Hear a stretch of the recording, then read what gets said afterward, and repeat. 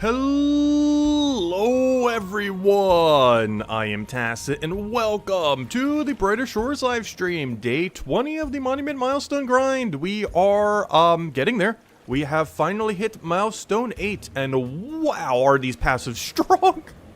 I'm so confused why they're this strong near the end. Like they made the passives, because they're all now 1 point, but they still kind of wanted to keep the system like before. These two tiers of passives just give you so much XP. Like, yeah, we're getting like okay at tier 7, but wow, is 8 and 9 a difference?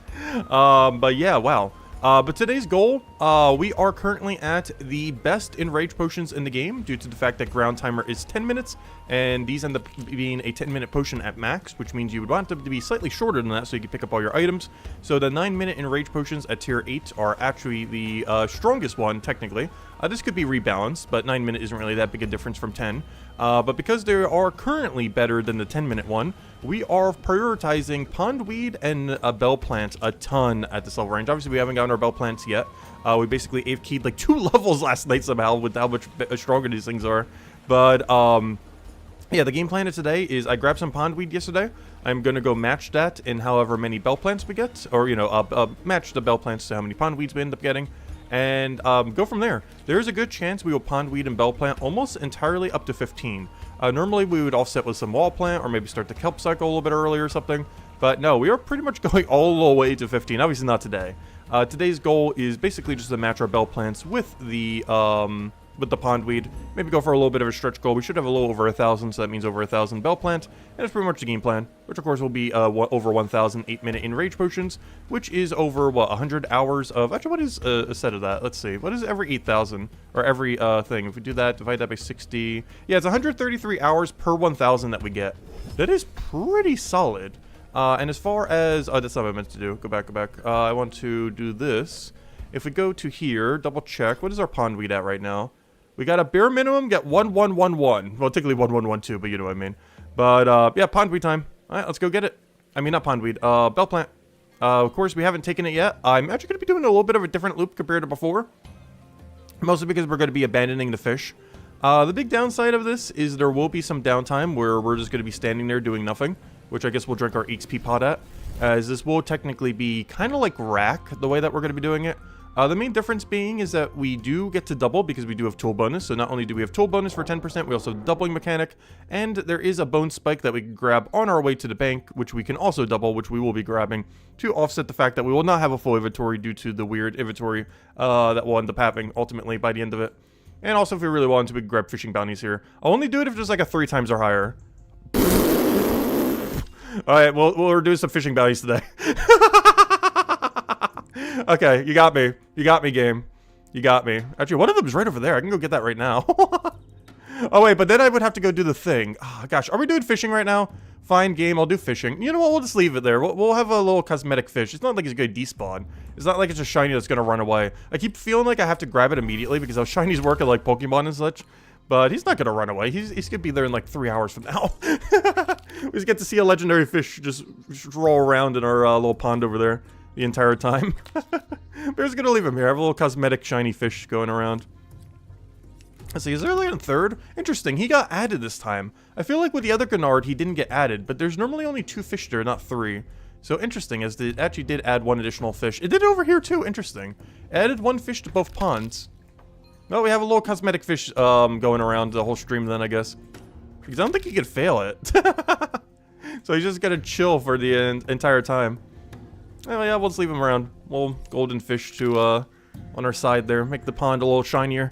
But our main game plan, of course, is just keep cycling these Bell Plants until we have almost a full inventory.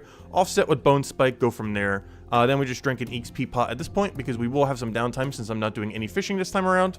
Normally we'd grab a few salmon. But because we're not grabbing any salmon, we will have to wait for the spawn just a little bit. But that's enough time to go grab a XP pot, if nothing else. And then we just repeat the cycle over and over again until we are within range that we cannot grab 4 more Bell Plants.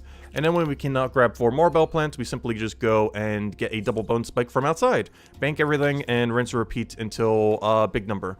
Or, you know, until we have all of our Bell Plants or our forager level is where we want it to be. And for today, that's mostly just getting 1,111 pondweed. I mean, bell plant to match our pondweeds. And that's pretty much the game plan then. which honestly shouldn't take that long. I'm not sure how many we're getting per hour. But if we're doing only bell plant, we have to be getting at least 300 per hour. So it shouldn't take more than 4 hours. Might even be closer to 3 if we're getting closer to 400-ish. I'm not sure. I guess we could technically do the math on that. The problem is I don't know what the respawn time is, but I guess we could do it based on how long it takes to actually go bank a set. The only weird problem, though, is every set that we bank is going to be a weird number, because it's not always going to be the same number. For example, this time around, we're going to bank 22, but next set, we might only bank 21, for example, due to how the doubling is working and everything. So, yeah, it's going to be a little bit off every single time, as the numbers is going to keep slightly moving. Though, I do have to say, there's a lot less downtime here than I thought it was. Maybe I should have been doing this the whole time instead of the few salmon. Because I was doing the salmon to offset the respawn, but honestly, the respawn does not take that long for these little guys. And I guess since we're already on track, maybe we'll grab some more fishing bounties here and there. If we can get some more legendary ones, I don't see any reason why not to. Actually, with that being said, did it just get reset? I forgot, because we're right after the hour. Oh, wait, I should have went the other way, though. Oh, no, I shouldn't have came here yet. What I should have done is went out for Bone Spike, because the room that we end on is going to keep changing. Or no, or is it always going to be that room? I don't know, we'll find out in a second. It might actually always be that room due to how the cycle works. So I would need to make sure to go out of from here, and then go to the other side. They did get reset. Unfortunately, no more legendary fish. I guess we'll just stack a couple since we're already here. I'm not going to do all the other bounties, but hey, if it gives us some shiny fish, we'll go for them. We'll go for them. Definitely go for them. Now, we'll grab the bone spike here on our way back in. And then that should set us up nicely for what we want to go do now, as we should have an exact inventory. And they're already respawned. Good to go. Grab all this, grab all that. And then we're going to have to do a weave. That's the main mistake I made at the end there, since we're doing a little bit of a different layout here. We will have to do a weave from side to side, going in like a C or inverse C shape over and over again. Because if I don't do the weave, we're going to come into a area that is already despawned. Otherwise, we'll always come into one that is respawned by the time we go back into it after banking. So this one should end on that room over there, the southern room. And then I need to go over there, bank it, and come into the northern room rather than starting at the southern room like we did this time. And we're just going to have to keep weaving back and forth and go from there. That's pretty much the game plan. Get 1-1-1-1 bell plant this way. If we want to stretch goal it, if we have enough time, we'll go for it. But otherwise, bare minimum, we got to get enough bell plants to match our pond weeds. And off stream, I'll be going for even more pond weeds as well. And tomorrow is update day. I guess we're going to be doing very minimal, if even any forge tomorrow, at least on stream, in order to cover whatever the update is. This is the first update since they're doing a basically weekly update schedule. So, or, you know, just a generic update. So I'm not sure if there's going to be enough stuff to really, you know, do a whole stream for, but I'm assuming there is. I'm not sure. But that's pretty much the game plan currently. If there's not, maybe we'll just do Forager. But hopefully there's enough new stuff to mess around with tomorrow that the whole, like, 2-3 shower stream that we have tomorrow will just be only the new update stuff. You know, messing around with it, whatever they have, whatever we can grind, whatever else, whatever quality of life, kind of showing it all. That's pretty much the game plan for tomorrow. If it's not enough, we might fall back on doing a little bit more pondweed bell plant, but this is pretty much all we're going to be doing till, like, Tuesday stream. Maybe even on Tuesday stream, because I plan to do this all the way to level 15. Obviously, we won't be streaming all that, particularly the pondweed, which is even more AFK than this. However, this is the game plan as it currently stands. And the main reason for this is these are the really, really good Enrage potions. And every 1,000 that we get of these is 133 minutes of AFK. That is a very, very long time. And we can get that in like a day. We can easily get 1,000 of both within a singular day. And it is 133 hours of AFK, which is insanely good. And of course, since we're at this level range, it is actually not horrifically bad XP. Once we get to level 5, technically doing a kelp cycle with the shells and everything is more XP per hour. However, we do need this material, so we will be still sticking with these even once we get access to the kelp. But of course, once we get access to both the kelp and the shell, we will be forced to have to go to the beach, obviously. As at that level range at 15, we'll have both the kelp upgrade and the shell upgrade. I won't go there just for the kelp, but having both is pretty much required to go back to the previous loop, even if we wanted more Enrage. It's why I'm trying to focus on it entirely at this level range, because once we get to level 15, this is just trolling if we're still doing it. It's just so bad compared to the kelp cycle, you know, the kelp shell and, you know, the beach cycle. So at 15, we will be forced to have to stop, even if we still wanted more Enrage. We can get more at tier 9, but we wouldn't be able to get more at tier 8. It would just be way too low XP relative to what we could be getting at the other area. And that's pretty much the game plan then. But yeah, bell plant's honestly not that bad. I used to catch the salmon here. to offset it, but, ooh, Legendary Salmon. We'll be getting you soon. Don't worry, Legendary Salmon. You will be caught before the end of this stream, just not right now. Right now, we'll just have a cosmetic salmon going through. But he will be caught. Yeah, right at the beginning of the stream, we end up getting a double. I haven't been checking it, but since we're on cycle for it, like, you know, a few steps away, I figure we'll check it a couple times during this. I'm not sure if you can get multiple of the same legend, though. I haven't seen that yet. That's one thing I kind of want to try to stack right now. I'm not sure if it only lets you catch one of each. We'll find out if we get a Gennard one next. Because if it gives us a Gennard one, there's a good chance you can't get more of one of the same one. Which might be the case. I'm not sure. We'll find out if we get another legendary one. If it says Gennard or if it repeats Manta Ray or the salmon. But there's a non-zero chance you can only get one of each, but I haven't actually tried stacking them for long enough to actually know for sure. And honestly, I almost want to keep these around just so we have some shiny fish whenever we do something. Like the other room that will eventually have a shiny Manta Ray just walking around. A shiny Gennard room are pretty much never in, though. Like, the only time you ever go into Gennard room is if you're catching Gennard. There's literally nothing else to do there other than teleport down to that area. So sometimes you walk through, I guess, technically, because you're just walking through, but literally the only thing to do in that room is catch Gennards. There are there used to be racks there, but they got moved, of course. And there used to be, well, there still are limpets there. But you generally don't do Gennard plus limpet, mainly because the bank is so far. Well, not like far, but far enough that you kind of just camp Gennards, especially now that I'm not buyable from shops. The Gennard is way better than the limpet. Not that the limpet is useless, and if you're a hammer mage, you might even want to consider synergizing them together. But for every class that isn't hammer mage, there just isn't really a need to do limpet plus Gennard. The Gennard is far more important than the limpet in that situation. Unless you're hammer mage, in which case you would do it. But for non-hammer mages, it's not that worth over just camping Gennard if you were doing that. Because worst comes to worst, you could just buy the limpets, but you can't buy the Gennards unless you have trading enabled. Alright, and I'll have a full inventory other than one, and then I'll go double the bone spike. One will go into the ground, we bank the other one, good to go. So it looks like we'll get like about 2 or 3 bone spikes each time, depending where our doubling is on the bell plant. And we'll get a very, very small amount of the previous tier bone spikes, which unfortunately do not make the really good weapon anymore. They changed it earlier this week. A lot of things with bone right. They've changed it a couple times between milestones and some recent updates. But one of the recent changes made bone spike not give you the best weapon anymore. It is now, I want to say femur? I think it was femur now that gives you the best. But you no longer get it from bone spike, unfortunately. So a lot of that extra bone spike and suaves and everything that we got earlier. Oh, actually, I think you still use the suaves for it. Let me go double check. What do you use for it now? Let me go check it in one of the downtimes that we end up getting here. Let me go check. Do you still use suave on it? Or suave, or however you say it. Let me see. Because they changed the bone, but I'm not sure they changed the carpentry material now that I think about it. Let's see. If I click view recipe. Okay, good. You still use suaves. So all the extra suaves we got still matter. It's just it got replaced with femur for the bone instead of bone shard, which is a little unfortunate because we did have some bone spikes of, you know, some lower tier ones, but I guess that's fine. If nothing else, we technically, I think, get more femurs than bone spikes with the setup that we do.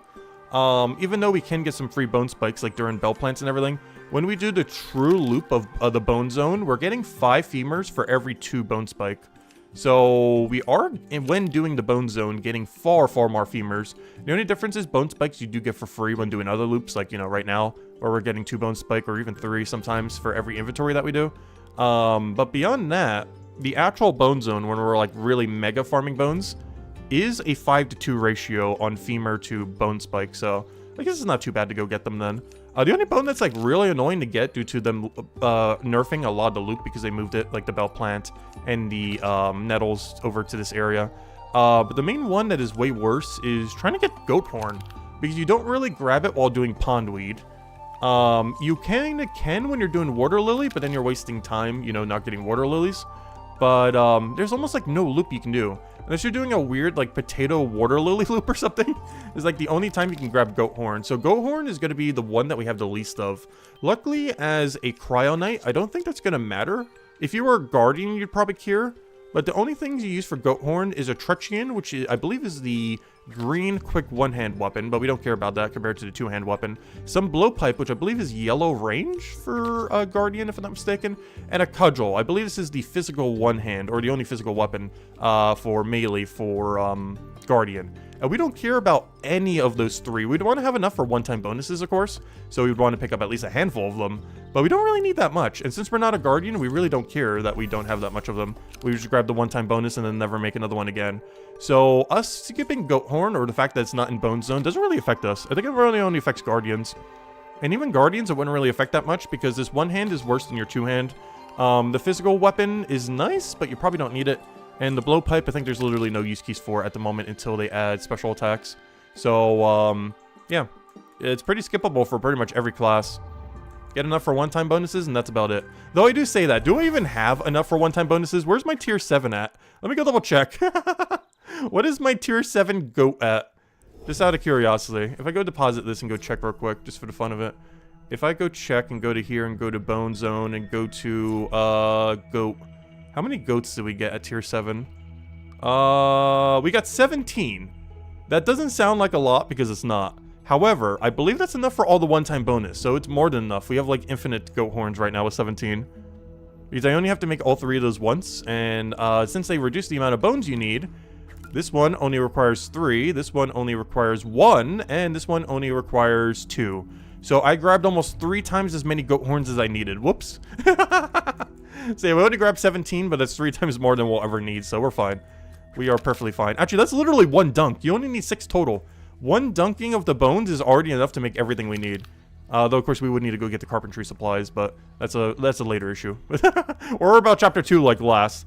My current plans are routing Chapter 2, like, as the last skill in the game. Honestly, I might even do all of Chapter 5 before Chapter 2 at this rate.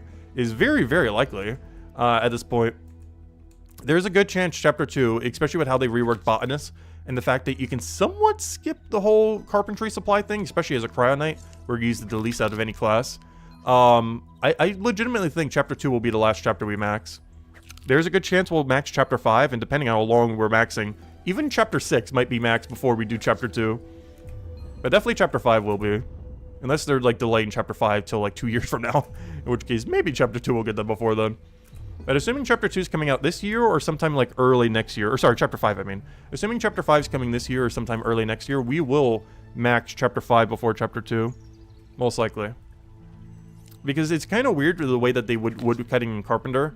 Because it's a double skill connection for what other skills kind of do as just one. Like the way that mining feeds directly into smithing, stonemason, stuff like that.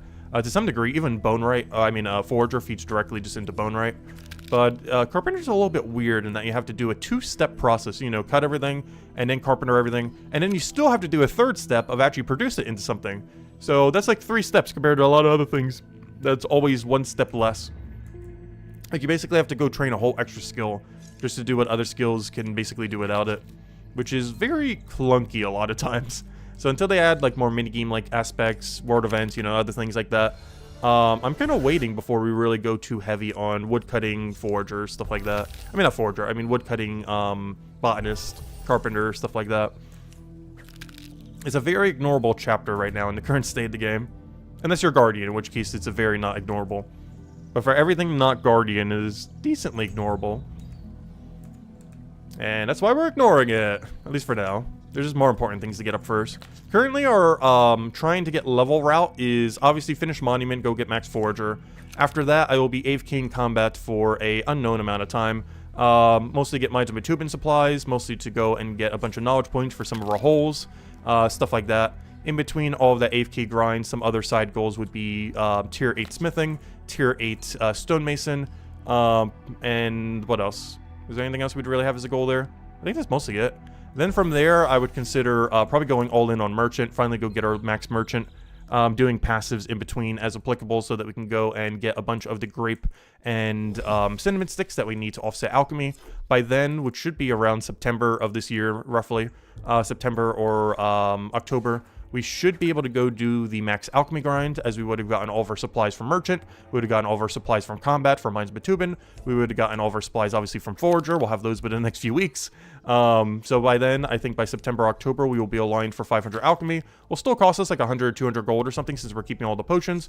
But we should be aligned for that. Then after that, yeah, we can kind of just go for whatever. As at that point, we would hypothetically have max Merchant. We would have max alchemy. We would have max Forager. And we'd have a decent combat level. and it would really come down to what updates are going to make us prioritize what at that point. But I think that's our current roadmap. And then from there, we're going to have the max XP potion for every single skill, every single chapter, so we can allocate them as we need to speed up things and, you know, go from there. And that is pretty much the master plan at the moment, unless they completely overhaul alchemy for like the 4th time. But assuming they don't like completely nuke something again within the next several months, that is the half-year game plan. Will all that get done? Probably not. I highly doubt we're actually going to get Merchant all the way max. We'll probably get it higher, though. Forger definitely will. Alchemy is also a little bit sketchy on if we're getting it all the way max, just because Tier 9 is going to take a while, and Tier 8 as well. Honestly, every tier. It might be something we wait until Alchemy bounties for, honestly. The only problem with Alchemy bounties is we do lose the potions if we have to do a turn-in for it, which is my biggest concern with Alchemy bounties. They're also likely set up in an hourly, similar to... Oh, that's not what I wanted. I just clicked minimize. I was trying to click the other thing. Wait, go back. Where is it? Wait, there it is. I just minimized the game. Good thing I didn't click X. Whoops. Anyways, what was I talking about? I just lost my train of thought. But yeah, the biggest problem with Alchemy bounties is whenever we have a turn-in bounty, we gotta lose the potion. And I want to keep as many potions, if not all of them, as we can. So the only problem with the bounties is anytime it says turn-in, we do not get the potion. So basically, if they say make on 1 star, we'll do them. If it says turn in, it has to be a 2 star for me to even bother. And even then, I might only do it for 3 star and higher for the rarity tasks, as I want to keep the potions. I don't want to turn them in for money. The whole point of us doing alchemy is so we get 1 billion potions by the end of it. Like, some people do go down the route of, you know, sell all the potions so you can get the final tier, so you can get the best potions. But a lot of the weaker potions are still good. It's not like you wouldn't use them. Like, there are still use cases for 11 and 12% pots, even when you have 13 and 14%. Like, obviously the 14% would be better, but you also have to account for how much more expensive they are. Where, you know, 14% potions almost, like, double the cost of a 11% that we're using right now. So when you factor that in, you know, they start to become slightly not as worth it when you really compare, like, the cost of the input relative to how little extra benefit it's getting. Which makes a lot of the lower tiers actually stronger a lot of times. Not in the sense that they're actually stronger, but they're... benefit to cost ratio tends to be a lot better. Oh, let me grab that bone spike while we're here. You know what? We'll wait on the double. I'll grab the other one. You know what? We'll grab it for double. Why not? We'll let the other one on the ground. It's not that big a deal. All right, let's go grab that. Go put everything away. Head over to the other area. So we just did this side, so we'll have to do the other side now. Grab our 1 bone spike over here since it's 0 tile anyways. Yeah, the only problem with this method, I don't believe this method is that good for knowledge. Same as pondweed. That's the only really big issue with camping pondweed and bell plant. Even though the resource we need a lot and the XP rate at this range is not like the most horrific thing ever, the biggest issue is the knowledge rate is not ideal. I'm not sure if they have negative knowledge or something, but it's with how few nodes we're taking and the fact that both of them are negative knowledge, yeah. Pondweed is -8 and this one is -6. So that would explain it a bit. That combined with not taking as many nodes, I'm definitely noticing a slower knowledge gain between both those two factors. They're definitely stacking up to make it a bit slower, but that's not too big a deal, as we're mostly here for the resources anyways. We'd have to come and camp these for, you know, X amount of time regardless. But now that we know that, you know, how much we can pretty much get per day, though I still haven't broken down per hour. Like, what is the amount of AFK we get per hour from doing both of these two? So maybe I should go double check how much we get for our route and go from there. I'll go time it on the next one, I think. I'm not going to time it right now because we're midway through. But I'm going to go bring out the timer and see how long it takes us to do 1 single set. Oh yeah, I forgot. We could also throw an XP pot into here. I keep forgetting to drink some. There's enough downtime that we easily can, you know, put them in there. But yeah, let me go get the timer. I'm going to move it to a 4 minute and 3. Obviously, the 3 just has some downtime. Is that aligned? Oh, no, I want to pin it. I also want to move it so it's a little bit more centered. Good enough. Actually, no. It's going to bother me. Got to be over some. There we go. Now it's good enough. Okay. So we'll have that timer going for our next set. That way we can see exactly how many bell plants we're getting per hour. Of course, we'd also have to test this for pondweed, but I'm pretty sure pondweed is somewhat similar. The only big difference is that we're grabbing 6 at a time, but I believe they spawn a bit quicker, so they should be pretty comparable. Though I do believe they're a little bit slower, but since we're AFKing them anyways, the time shouldn't matter as much to some degree, since I'm probably losing some time AFKing them regardless. But, yeah, we'll go put up the timer, see exactly what it ends up coming out to, and go from there then. We'll do that on our next trip. We also have to factor in the fact that we're not grabbing a full inventory. I believe we're pretty consistently grabbing 22 every single time, though. And at max tier, we definitely would be when we have the better tool. So I'm just going to assume that we are. Because we should be pretty much every single time with the way that these are aligning. Because right here I'll get the double. I think this is happening every time. Because this happened last lap too. So I think we can pretty consistently say that we're getting 22 every cycle. Even with the tool that we have right now. As there's enough downtime in our waiting that normally with the other cycle I was doing, we would only get 1 in. And have like the weird offset. But since we're just waiting for the spawns, we are getting the double in. Which is nice because that means we're consistently getting 22 every single time. So really easy to figure out how many we're banking. And yeah, let's get started. We'll do it based on getting back to first bell plant. We'll do it based on that. So after banking on next set, the second I get back to the first bell plant. The only problem with that is you do go side to side. So you know what? Maybe we'll do it based on we just banked. Okay, so we just banked. Let's do it based on that. So as soon as we finish banking and getting out of the screen is when time would end. Let's do it from here because it keeps weaving back and forth. And the only thing consistent is that we end at this bank. So let's do it that way. So I'm going to start the timer and we will move when it goes to the thing. All right, there we go. All right, let's see how long it takes to go do it. So the difference on 4 minutes is how long it took us to get 22 bell plants. And then we can start to calculate out how much Enrage we're getting per hour. Which is basically just take whatever we're getting and have it. Because we have to account for the pondweed that should take up the other half, roughly. Of course, pondweed might be just like a little bit slower, but, or even a little bit quicker, I'm not sure exactly. But we will just do it based on half, and that should give us a decently accurate number. Might be a little bit lower than that, depending on pondweed, though. It could also be a little bit quicker than that if pondweed's actually quicker than these. I'm not actually sure. These pondweed has a bit of a different respawn system and gathering method compared to these. Not only are the pond things way closer to each other, but they also spawn all 6 at once right on top of each other. Whereas these, you have to go quite a far away. So if we just half whatever we're getting from bell plant, it should pretty much be our pondweed number. Because I don't really expect pondweed to be that much slower. It's also technically slightly closer to a bank. I guess this one's about the same distance when you break it down, though. And of course, the other benefit of pondweed, or the pondweed, is you're getting 24 at a time. Whereas this, you're only getting 22 at a time. In what should be a pretty similar amount of time. Oh yeah, here's where we could always drink our XP pot. There's a little bit of downtime since we're not doing the salmon now. But if nothing else, that means we can always be boosted for XP. As it is 0 time to drink the XP pot, which is nice. Even though we have to waste some time waiting for spawn. But of course on pondweed, you gotta do the same thing as well, waiting for it.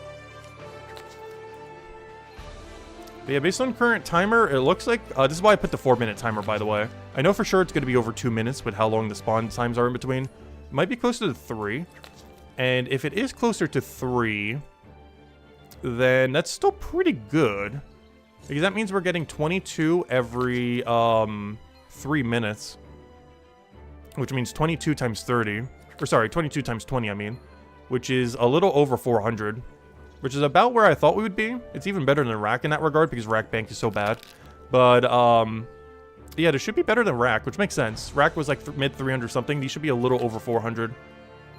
Like barely over 400, but they should be slightly over 400.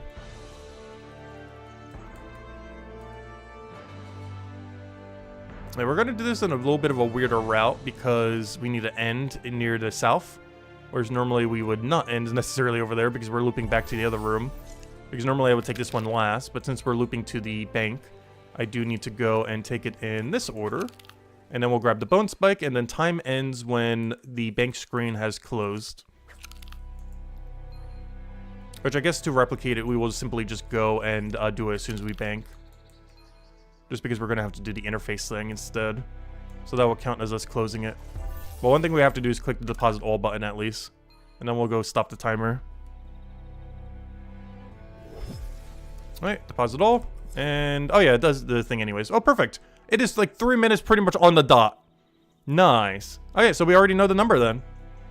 Because we just take 22 times 30. Exactly what I said. On the dot too. Well, that's easy math. Oh, sorry. Why am I timesing by 30? I did the wrong number. 22 times 20.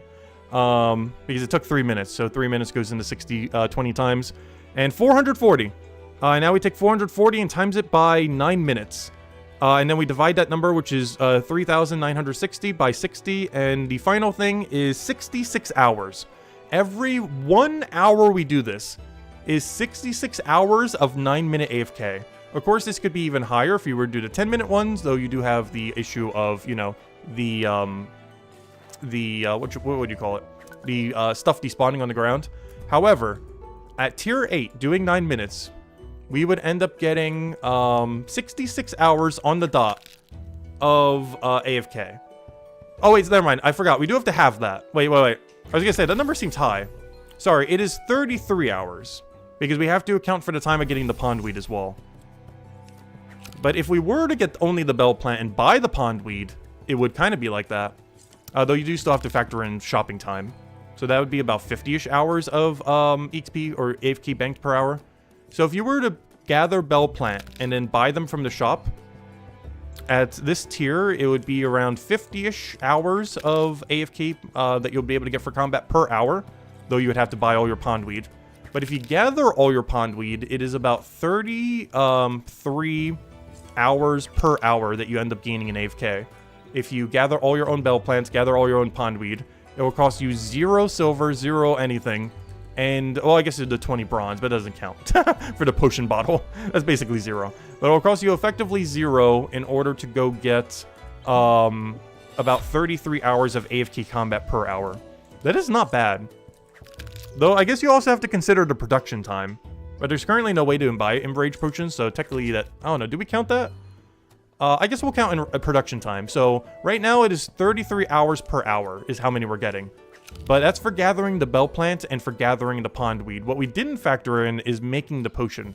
Let's say we can make about, I don't know, 230 potions? I think that's fair. I think we can make a little bit more than that. But let's say we can make 230 potions per hour of the normal ones. Since we're going to have all of them banked and we can literally just camp there, never need to go to the shop, never need to move out of the thing. We'll have 230 per hour. So what does that come out to then? If we put into consideration... What would we have to put in consideration here? Is what? Are we doing a 20-20-20 minute? Are we doing it that way? Because if we do it that way, then yeah, let's figure out what that comes out to. If we did all 3 for 20 minutes, assuming no movement time in between, because, you know, you'd just be camping one or the other. But if we were to do 20 minutes of each, we would then be able to figure out what that is from scratch. Not counting movement time, but, you know, you'd be doing them for hours. You wouldn't just be doing 20 minutes of each and then, you know, doing it that way. But, you know, you'd be camping one for several hours like we're doing for Bell Plant today. Or Pondweed last night. Or, you know, potions whenever we make them, we'll be doing for like 5 hours straight or something. So let's go do the math on that. If each one was only 20 minutes, what would that come out to? So we're doing 440. So what's all the math we have to do here? 1 second. So 440 is how many we're getting in an hour. So yeah, that would be the only number we'd have to do anything on, is the 440 number. We would just take 440 and divide that by 3. And that'd be 146.6 repeating. So we'll just say 146. And we can just multiply that out, right? I guess the other thing we have to factor is 20 minutes only makes 20 minutes of potion, though. So we'd have to factor in... That's really weird math. Because we're getting more bell plants and pondweeds per our 20 minutes than we can make potions, I believe, in that time. So I'm doing like a weird formula here that isn't quite doing it. Because doing 20 minutes of each is not actually what you have to do. You actually have to do making potions for slightly longer than the gathering of the skills.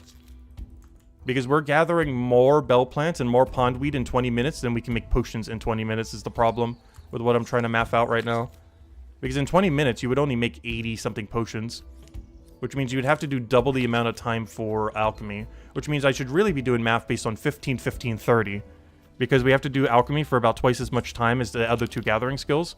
So what it should come out to then is... I did the wrong number here. Instead of dividing this by 3, I should divide it by 4. So we take 440. Also, I gotta go use a bigger potion here. But also, hey, first level of the stream. Okay, so I need to go do math a little bit weird here. Just because we have to do alchemy for basically twice the amount of time. So let me go do it based on that. And then that should give us our actual, real, 100% completely from scratch Enrage potions per hour. So I divide this one by 4. And that's 110. And is that just our number then? That should just be our number, right? Because that's counting 1/4 the time being bell plant, 1/4 the time being pondweed, and us spending half an hour doing the potion making. Which means per hour of that, we would be able to make 110, 100% from scratch. Well, I guess other than the bottle, that's like 0 cost though, basically. But 100% from scratch, we would make 110 per hour, counting the bell plant, counting the pondweed, counting making the potion as well. Of course, this is a rough estimate, but it should be pretty close. But it's about 110 per hour we could end up making then. If 1/4 of our time is allocated to bell plant, 1/4 to pondweed, and the rest is, you know, making the potion itself. And how much is that? We'd have to go and, no, I don't want that right now. We'll go for the forager. We'll use that for our next level. So that ends up coming out to timesing this by 9 and divided by 60, which means we are getting 16.5 hours of AFK combat per hour of fully from scratch making of Enrage potion at tier 8. It'd be a little higher for tier 9, but we care about the tier 8 ones more, so we're not really going to calc for that. Though it would be slightly longer, obviously. Actually, just for the sake of it, I guess we will. Why not? Let's go see what it would be if you did it for the max tier. The only different number I would have to do is times that 110 by 10 instead of 9, and then divide it by the same 60. And if you were to do it on the max one, okay. So at our current level, we're getting 16.5 fully from scratch in rage potions per hour, plus some free bone spikes. But we're getting 16.5 fully from scratch, and that's counting the bell plant gathering, that's counting the pondweed gathering, and that is counting the making the potion time. So all three of those together, we're getting 16.5 hours per hour that we do this of AFK combat. And if you were to do it at max tier, it is coming to 18.3 repeating, so you could say a pretty solid 18 hours. You're getting 18 hours of AFK at max, and at prior to max, you're getting 16.5. But the prior to max one is a little bit better to make sure items don't despawn on the ground, so I personally prefer those. But if you were to do it at max, you'd be gaining an additional 1.5 hours per hour of AFK time while gathering these and gathering the pondweed and creating them into potion. But as counting all three processes, we are getting bare minimum 16 hours of AFK per hour, a bit closer to 16.5, and up to 18.3 repeating if you were to do it at final tier. That is not that bad. Even if we take like worst case scenario and say 16 hours per hour, that's not horrible at all. 16 hours of AFK for every 1 hour of active input. That is a lot of AFK time. I wish every game had that good of a ratio. I could do the math on old school RuneScapes too, since we gotta compare it to old school RuneScape probably. Let me see. How long is old school RuneScape's Enrage potion? Actually, I might as well bring it up on screen real quick while we go click these, since we're gonna have some wait time in a second. Well, I guess we technically have it right now, but let me go bring it up. I'm actually curious here. Where's the web thingy? Where's our old school RuneScape tab? Old school Coliseum. Loading. Oh no, this is the other thing. Wait, where's the there it is. Old school. No, that's not it either. I'm looking for just the old school wiki. Why don't I have a tab for old school wiki here? Do I not have any old school wiki tab? Old school hardcore, that was a leaderboard thingy. How do I not have any tab in all this mess of the thing? Alright, fine. We'll go and head over there manually then. Let's see. Google. I will figure this out. Let's see. OSRS, wiki, Enrage potion. Actually, I think it's called Goading potion. Every single game's calling it something different. They all do the same thing though. What am I looking for here? I'm looking for... Why do I want to check this specific... Oh yeah, I was looking for time duration. How long does each potion last? Because I know it's not 9 minutes. Or I know it's not the same as Bright Shores because they're all different. How long is duration? How long is duration? I'm looking for duration! 6 minutes. It lasts for 6 minutes. So they only have one tier. It lasts for 6 minutes.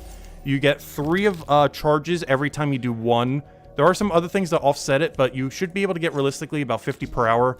There are some other things that should be accounted for, but we're not going to be accounting for them here, just because it'd be too hard to do the math on a farm run and everything. But since you'll be getting slightly more than that anyways, we'll be doing it based on 50. So you can get 50 of those per hour in Old School RuneScape. Every single one is 3 charges. Technically 4 some, but we're counting for the farming time and everything, so we'll just count it as 3 flat, even though you're technically getting better than 3 flat. But we'll count that then, since it's 3 for each and you're getting 50 per hour, as 150. You can get 150 of those per hour. They last for 6 minutes, and then we divide that by 60.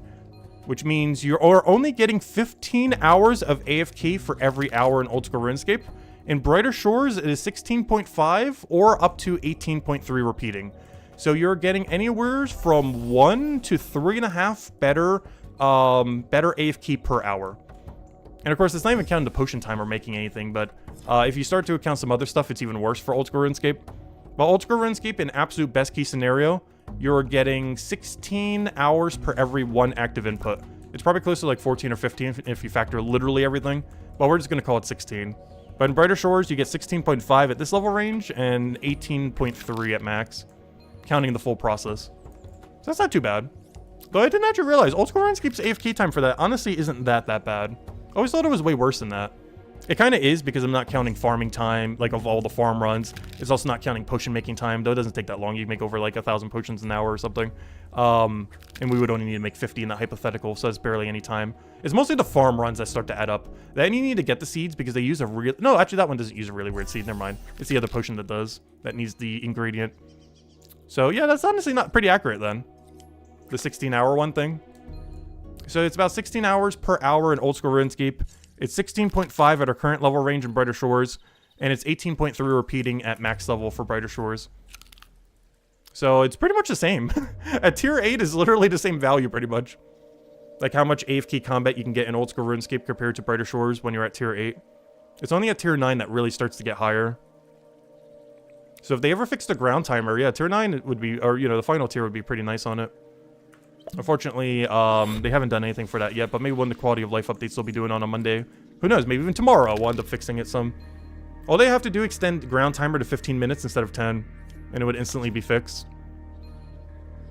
The other solution could be that your timer on the ground is frozen while you have an Enrage potion active. That could also be a solution. Where the timer that determines when things despawn on the ground is frozen while an Enrage potion is active. That would also fix it so that you could use 10-minute AFKs. Right now, the 9 minutes are better, unfortunately. But if we do get an update between now and then, if they do hypothetically do that in the next few weeks, the solution to that is we simply just go and gather a ton of tier 9 as well. So at the beginning of the cycle, we'll just go grab, you know, like what we did at the beginning of tier 8. I might honestly just do that regardless, though. Because now that we know that we're effectively gaining easily 18 hours per hour of AFK time while doing stuff like this, if we're doing bell plant or pondweed or making the potion, combining them all together, we are getting easily 18 per hour at max level. So I might just make them at that level range. That sounds so good. That sounds so absurdly good for future AFKing. Like, that is basically almost like a whole 24-hour day. Well, it is, because if you count sleep time. It is literally a full 24-hour day of just AFK for 1 hour of input. That is so good.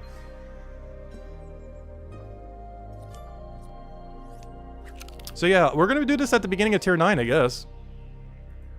The only difference is at wall plant, I might consider going to wall plant, as those are the best healing pots in the game. But in the short term, we honestly care about Enrage Potion way more than we care about Healing Pot. Like, what are we using a 52% Healing Pot on in the current state of the game? Obviously, content will eventually exist where using such a thing could be considered viable. But in the current state in the game, what on earth do we need a 52% heal for? That is so overkill on literally everything. Unless you're trying to kill something like 30 levels higher than you or something. Which you shouldn't be doing. But unless you're trying to kill something like 10, 20 levels higher than you, there is not a single case where you would need a 52% heal specifically. At least currently. So in the short term, Enrage Potions help us way more. As every Enrage Potion we get, we will be able to use it now and in the future. Whereas healing potions that are that strong, like 50%, 52%, is why we're mostly skipping the wall plant this time around. I'm skipping the wall plant at tier 8. Because I just don't really need more healing pots that are this strong.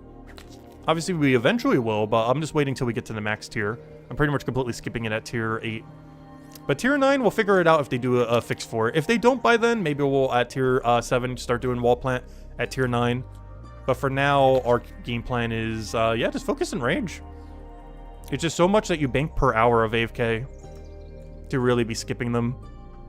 Because while it might take more time now compared to if we're doing like a beach cycle with kelp or something, we'll appreciate being able to AFK for literal, like, thousands of hours down the line. At least several hundred hours. Because now that we broke all this down, the other thing to consider is how many total that we end up getting. Because at this level range, if we were to do what we're currently doing all the way until level 15, we should be getting upwards of 3,000. And 3,000 times 9, and then divide that by 60... is 450 hours of AFK, is roughly how much we get if we only did, not counting the passives, But if we only did Pondweed plus Bell Plant from 0 to 15, which is what we plan to do for both Tier 8 and Tier 15, or I mean Tier 8 and Tier 9, or the next 2 tiers, we are getting 450 hours of AFK at this level range. And now if we do the same thing at the other level range, which would be 30,000 divided by 60. Oh, why am I doing math? This is obvious. It's 500. It's 500. So that means if I do what I'm doing now for both this tier and next tier, we will get 950 hours of AFK for combat. And combining that with a few other knickknack ones we have, that's over 1,000 hours of AFK. And roughly every 1 AFK hour at our level range is a level. Of course, that could change at some of the other level ranges and stuff. But currently, every 1 hour is pretty much a level for combat. But let's say every 3 hours is 2 levels. So let's be a little bit fair because the curve is going to keep moving up. And sometimes, we don't have as good gear. So what would that come out to be then? That would be 0.66? It'd be 0.66 into it. Or am I doing that wrong? I feel like I'm doing that wrong somehow. Wouldn't that just be 0.66? Oh no, we can assume it's going to be slightly slower, so... we'll do 0.66. Why not? We'll do 0.66. So we'll have 1,000 times by 0.66. Wow, that's a lot of levels. It's 660 levels. Which is 12 milestones, easily. Technically 13-ish. But easily 12 milestones. It's basically enough to go from level 20 to combat to 32. Obviously, we do have to factor in the fact that we won't always have a good level range, and, some of the enemies that we might be doing might be for even less XP, and a bunch of other factors. But it is probably a solid 500 levels for combat. It's enough to get us from milestone 20 to milestone 30. Is what our Enrage potions could do, completely AFK, basically. 9-minute AFK at a time. Sometimes even 10-minute AFK if we use the bigger ones, I guess. Though we might despawn some items, but, the AFK time would still be 10 minutes. Even if we lose the first drop. So it's pretty good. That's what we're getting just from camping Bell Plant plus Pondweed.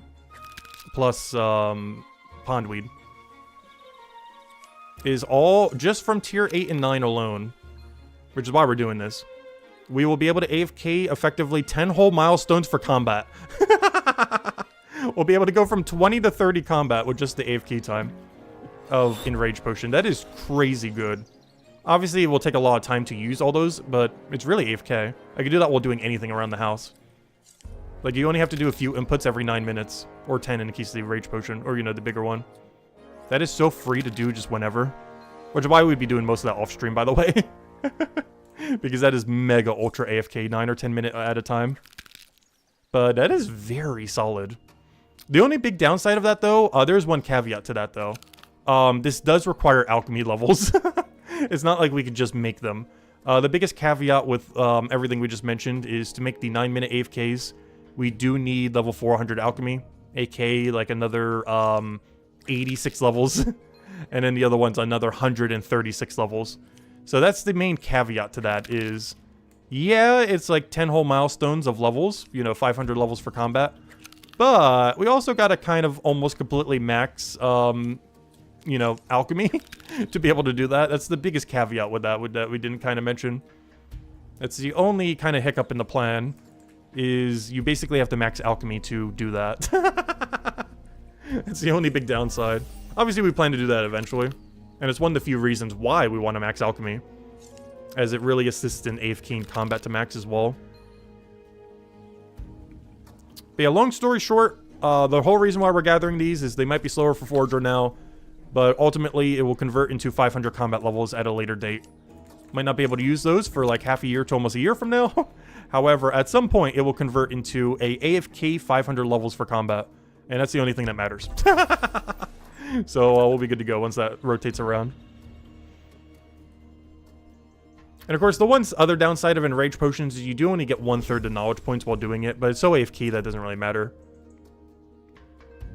It is still the best in, even with a 1/3 knowledge nerf, it is the best knowledge rate per click in the entire game using an Enrage Potion. Even at like the tier 5 one, like if you're using like a really low tier one, even that is still better than any other action you can do. And the 9 and 10 minute Enrage Potions are like through the roof on how much Enrage they give per click, not per hour. Obviously the per hour rate is pretty abysmal. as their per hour rate is only like 1 knowledge point per hour, which is absurdly bad. But their per click rate is the highest in the game. Like the amount of clicks you need to do to get X amount of knowledge points, like the amount of inputs you have to do on the game to get the amount of knowledge points is skyrocket high as far as how much it ends up giving. I'm not sure the exact number, but we know that we're getting about 1 knowledge point every hour, roughly. So if we're using a 10-minute Enrage, we would only have to do inputs, you know, like 6 times in order to do that. Technically, it's a few more clicks than that, but as far as like input time, we really only have to do it for 6 sections. So we can kind of count it as 6 in a sense. Even though technically it's a few more actions because you got to pick up everything from the ground, but you know, we can kind of count it as 6. Now, if we compare this to anything else, what can you do for 6 clicks in this game that would give even close to as much as a full knowledge point? The answer is raid dens. If we count every single raid den opening as 1 click, even though technically it's 2, moving to the door and then clicking on the door and then moving into the center of the room. But if we count that as 1, to be fair to the Enrage potion that we're counting as 1, even though we're doing a few extra clicks and everything. If we count both of those as 1 click, even though both of them are technically a couple near the end, but if we count both of those as 1, the amount of knowledge that you get from doing raid dens is within 6 clicks, or you know, within the 6 parameter that we're doing here, is what? Okay, that actually is quite a bit higher. So raid den's honestly not that bad still. You're getting, it's less AFK, but you're getting more knowledge points. And of course you're getting detective. You're getting far less combat though, and you're not getting any money, and you're not getting any, drops. But raid dens are still king when it comes to AFK knowledge, I guess, technically. Because now that I'm breaking it down, the absolute best case scenario, you're getting about 17 knowledge points for using a 10-minute AFK. For 1 click. For 1 single click, you're getting 17 knowledge points. If you count going into a raid den as 1 click, or, you know, being able to go kill all of them, you're getting about 15-ish knowledge points, roughly. Because you're killing the enemies, they each give about 3-ish, give or take a little bit. So it's about 15 knowledge points that you end up getting from a raid den. So a 10-minute AFK, and technically a 9-minute AFK, is better than a raid den, but barely.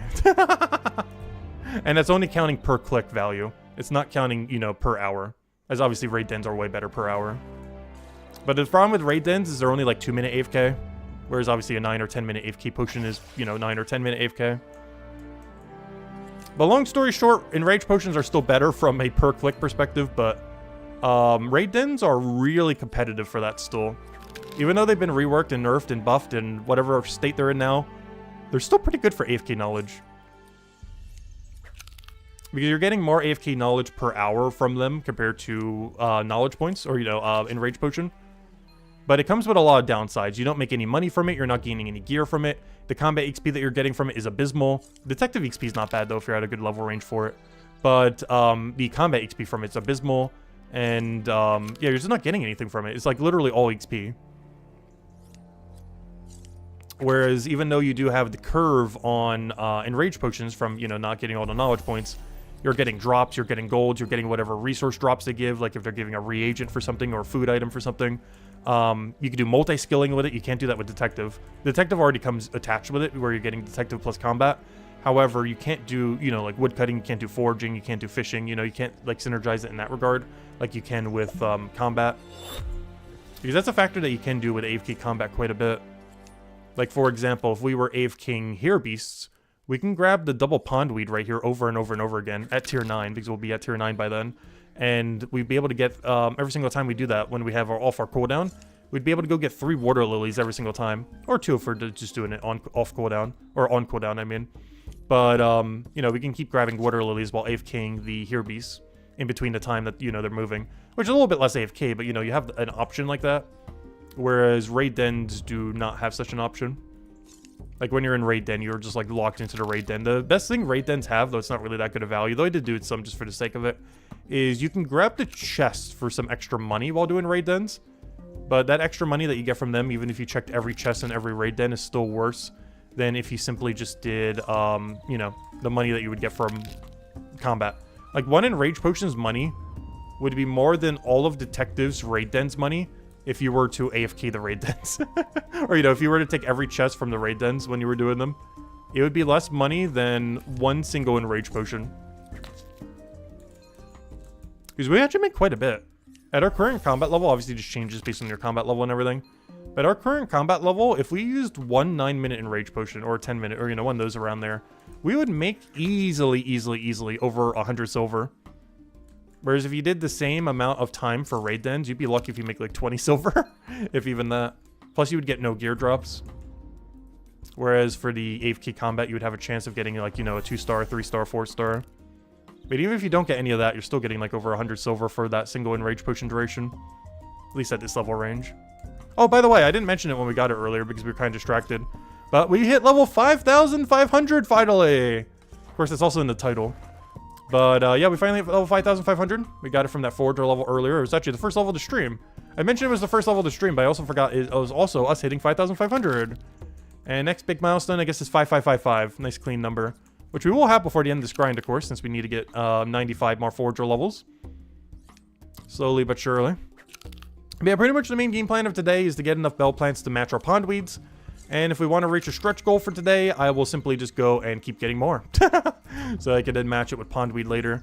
As this is going to be a very heavy pondweed bell plant day for the next like day or two. Which is why tomorrow we're mostly just going to be going over the update that's happening tomorrow. I'm pretty sure it's not anything like too huge, but we'll just mess with the update tomorrow as far as whatever they change and everything. We are not going to be doing much Forager, I don't think, tomorrow. Mostly because our gameplay loop for today is very similar to what we're doing tomorrow, so most of it I'll just be doing off stream tomorrow. So if we do stretch goal today, it's probably just going to be pressing bell plants a little bit more, so I can AFK the pondweeds off stream and go from there. And that's pretty much the game plan. And just stack a bunch of Enrage potions for later. You're working on your 20k pondweed at the moment? Nice! Yeah, we were just talking about all the math on Enrage potions earlier. And they're kind of insane. We're also comparing it to old school RuneScape. And tier 8 is 16.5 hours if you count making the potion, getting the bell plant, and getting the pondweed. You can get 16.5 hours per hour of active input. The absolute best key scenario for old school RuneScape is 16 hours. And then if you count it at highest tier, it's about 18.3 for Brighter Shores, compared to old school RuneScape that's at 16 for the same potion. So not too bad. Brighter Shores actually gets slightly better value. Though it is kind of funny how similarly scaled it is, though. Though I didn't count some things like farming time and everything like that, though. I did count farming time and stuff as like 0 time. As well as potion making, because you can make like over 1,000 potions in that game per hour. But accounting for all the input time for Brighter Shores, it still beats out the rate that you can get for old school RuneScape for AFK combat. Though I was surprised to see how similar they are, though. The main issue with old school RuneScape, though, is they only last for 6 minutes, whereas these last for 9 and 10. So you're getting over 50% more AFK time from tier 8 and tier 9 for Brighter Shores than you do in old school RuneScape. Not sure how it works in RuneScape 3. I didn't do the math on that because I don't know RuneScape 3 enough. But it is slightly better than old school RuneScape's version of this exact same potion. With the main caveat being that you do lose the knowledge points. Whereas old school RuneScape doesn't really have any downside. But it's because they don't really have a mechanic like that you would be able to make negative.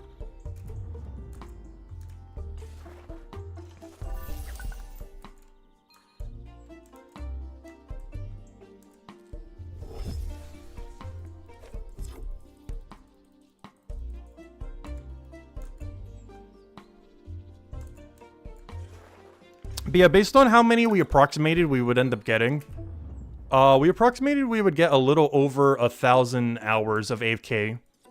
If I do what I'm doing right now until we get to Shell, for both tier 8 and tier 9, while also offsetting with some wall plants at tier 9, because I do need those healing pots, we should be getting about 1,000 hours of AFK time. We won't be able to use it immediately because we don't have the alchemy level for it. But the whole reason why we're doing the bell plants at these level ranges is it will eventually convert to about 1,000 hours of AFK combat. Which eventually will convert into what should end up being very easily 500 combat levels, if not more. Easily bare minimum 500 combat levels of AFK. At bare minimum. Probably even higher than that.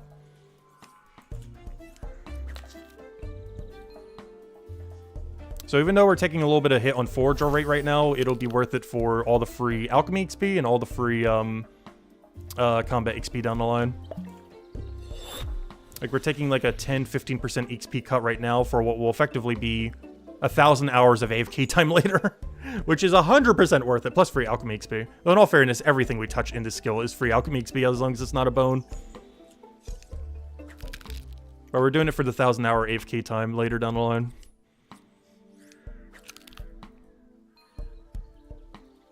Because compared to getting the other resources, we're only going to have to spend like an extra... Between tier 8 and tier 9, I think we only have to spend an extra 10 or 15 hours for what is effectively 1,000 hours of AFK time. That is so worth if you break it down that way. Where at absolute most, let's say we have to spend like 20 extra hours if we were compared to if we were doing like kelp into, you know, the really good beach cycle. Because that we could be doing at this level range. It is optimal too from an XP perspective.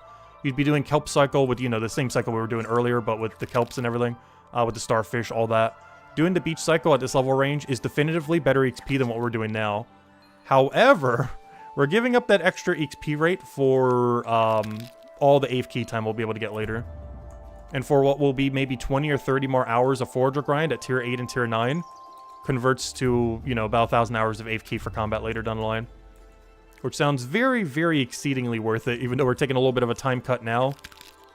But it will save us so much time in the future.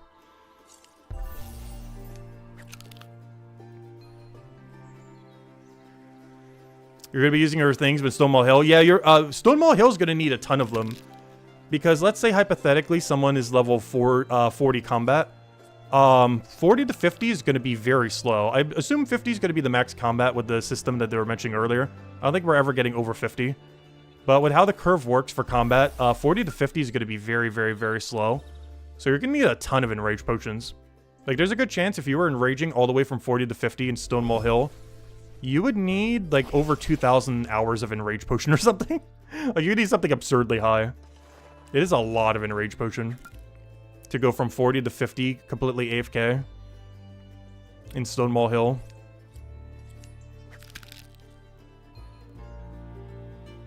Just because how the combat XP curve is really weird compared to some of the other ones. But there is a good chance combat level 50 is max combat level.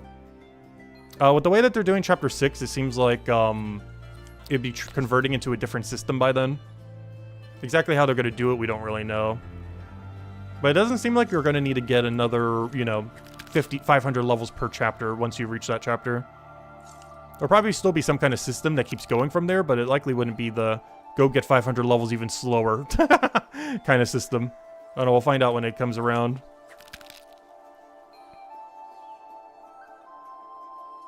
Because honestly, Chapter 6 is the main chapter that we'll learn a lot about the future of the game.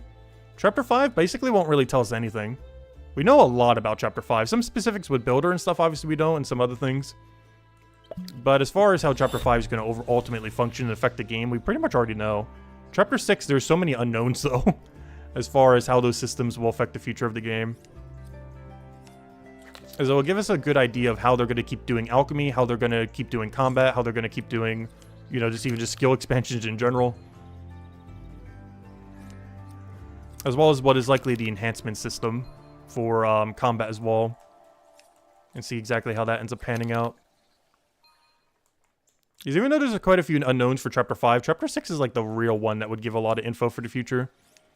We know that they have some plans for it and that's somewhat in development, but we know almost nothing publicly, like what the exact details are of everything. Which I'm hoping that we learn more of by the time Chapter 5 is out, or even a little bit beforehand. But hopefully, once they release Chapter 5, like within that month after, hopefully we get some really good info on Chapter 6. As out of any chapter that they're going to be adding in the near future, it would give us the most info. Like Chapter 7, 8, 9, we wouldn't really care that much about in the sense of the amount of info we'd get from them. We kind of already know what's going to happen once Chapter 6 is out. But Chapter 6 is like the biggest chapter that will probably ever come out for what the future of the game will look like. As it will answer the most amount of current unknowns as far as how they'll keep doing combat, how they'll keep doing alchemy, how they'll keep doing, you know, everything. Whereas Chapter 5 isn't really giving us any info in that regard. As we kind of know exactly how Chapter 5 is going to work the second it comes out.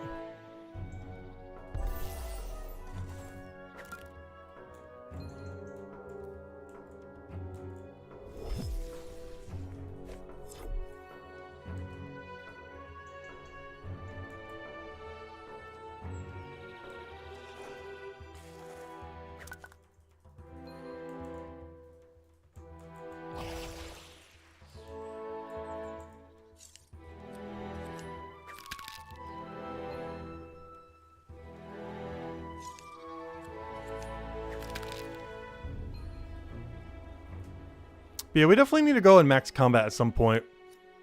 It's not like super high priority right now, but it is something we eventually want. It also generates a lot of money. Because we're kind of poor now compared to other people who've played like 1 billion hours. Like, I don't even have a platinum. We've never even gotten close to a platinum. We did lose like 50 gold from one of the updates that they did somewhat recently, though. And I tried sending a support ticket and never got a reply, so I assume we're just going to be negative 50 gold forever. But even if we had that 50 gold, we wouldn't even have half a platinum right now.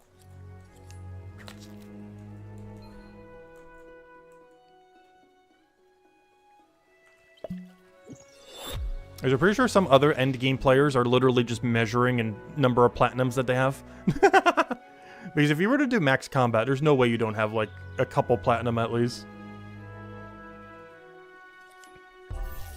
Unless really spending on boost potions, though. I guess that could make the profit go down a bit. But max combat is so much money. I don't think you get more money from any skill other than max combat. Even Leatherworker in the previous state of the game. Just because of how many levels you have to do for max combat basically makes it better. Yeah, you're at 1.5 platinum, yeah. It's just so much money.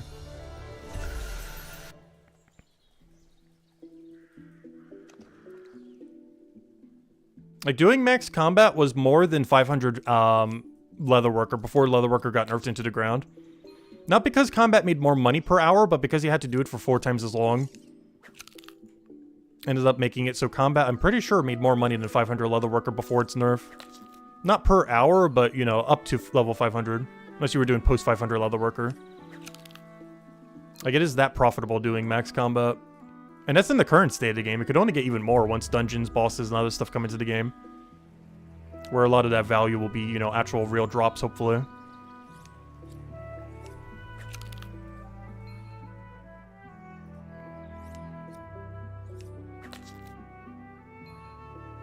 Oh, you got multiple 500s. Nice. Yeah, I still haven't gotten my first 500. Forge roll would be our first. Not because I'm trying to get 500s, but because we're forced to have to get it. Since we need to go do the monument grind, and at that point we might as well just max if we're that close.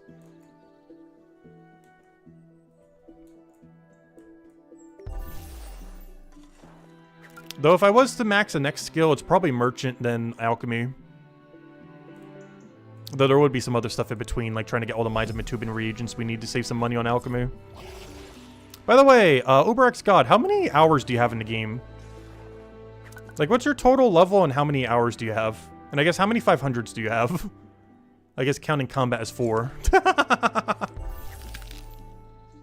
Though if we did that way, I guess we could kind of count combat as 2 in a sense. Oh no. But how many hours do you have in the game by chance? I'm kind of curious. Because I see some people like all 500 in this game, and then I realize, oh, they have like over 2 times my playtime. It's like, okay, we're not that far behind.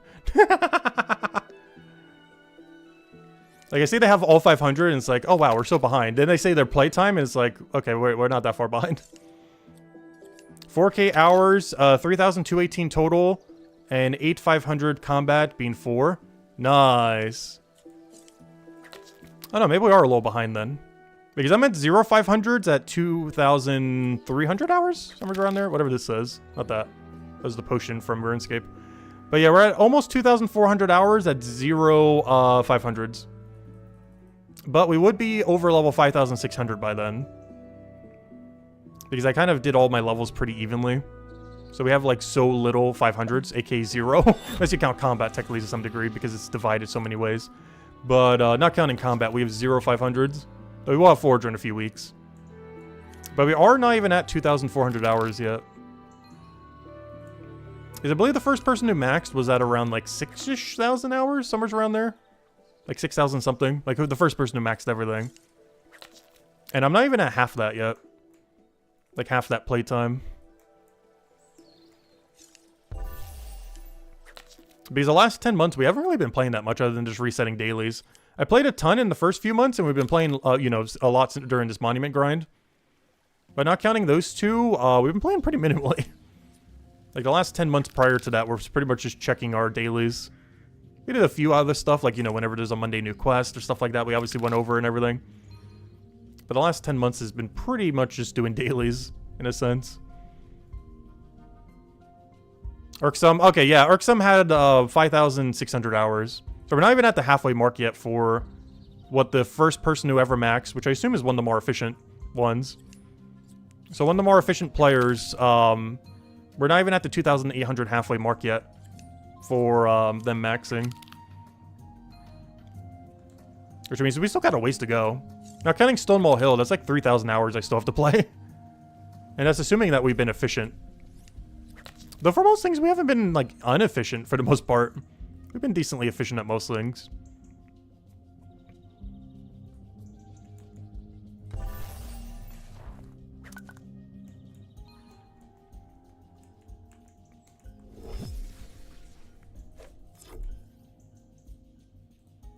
The only problem I have, though, is I like to bank everything. A lot of our early game time was spent banking a lot of really low-tier resources. Because I just hate dropping stuff on the ground. It burns every time I do it. I just absolutely love banking everything. Especially on an Iron Man-like account. Oh, that's another thing, too. Isn't Urksum have trading enabled? I'm pretty sure he didn't really cheese it with trading enabled. But, oh no, he doesn't. It was Vorpal I was thinking of. But yeah, Urksum's still undecided. Interesting. So that means he did do it Iron Man style. So he wasn't only first, but he did it first completely 100% for sure Iron Man style. Because even if he enables trading, he had no trading when he maxed. So even if he does decide he eventually wants to enable trading, he did first max while not be able to trade at all. So he wasn't able to cheese anything ever. Not to say that anyone who has trading enabled did cheese some stuff, but you know, you have the option to if you really wanted to. Where you could just literally have someone give you all the reagents for like max alchemy, stuff like that. I highly doubt like almost anyone in the game is doing that. But you know, a mega min-maxer might. Get like a few friends to get you all your alchemy supplies for max alchemy. Get a few friends to help you get all the stuff you need for like smithing and stonemason. And then when you're doing mining, you just drop everything on the ground. Not sure if anyone's doing it that way, but there's gotta be at least one person who's gonna do it that way. Who really want to like mega min-max. Get a couple people to help them, and then basically every buyable you just get traded over to you. And then you just drop everything to the ground for every gathering skill. Even at tier 9.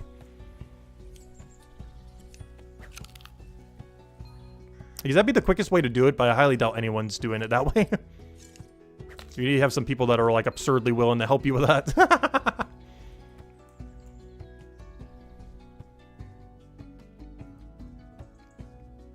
Yeah, pretty much anyone who is that high a level basically did it 100% Iron Man as well. Like, Vorpal, even though he has trading enabled, he likely did it, like, 100% Iron Man style. Just because he was basically, like, maxed by the time it came out anyways. So he basically did it 100% Iron Man in a sense. Because by the time trading came out, he wasn't maxed yet, but he was pretty much maxed.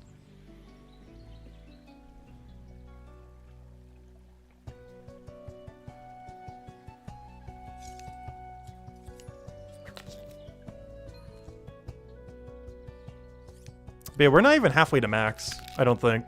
Given how long tier 8 and 9 takes for everything, I don't think we're even halfway to max with this level range. Numerically, we are. Halfway to max is 4,500 numerically. But time-wise, that is not even close to max. Even at 5,500, I don't even think we're halfway. I think by the time we're about 6,500, I would consider us halfway there, probably. Assuming Stonewall Hill's not out yet. But if Stonewall Hill's not out and we're level 6,500, I would probably consider us about halfway there to max at that point.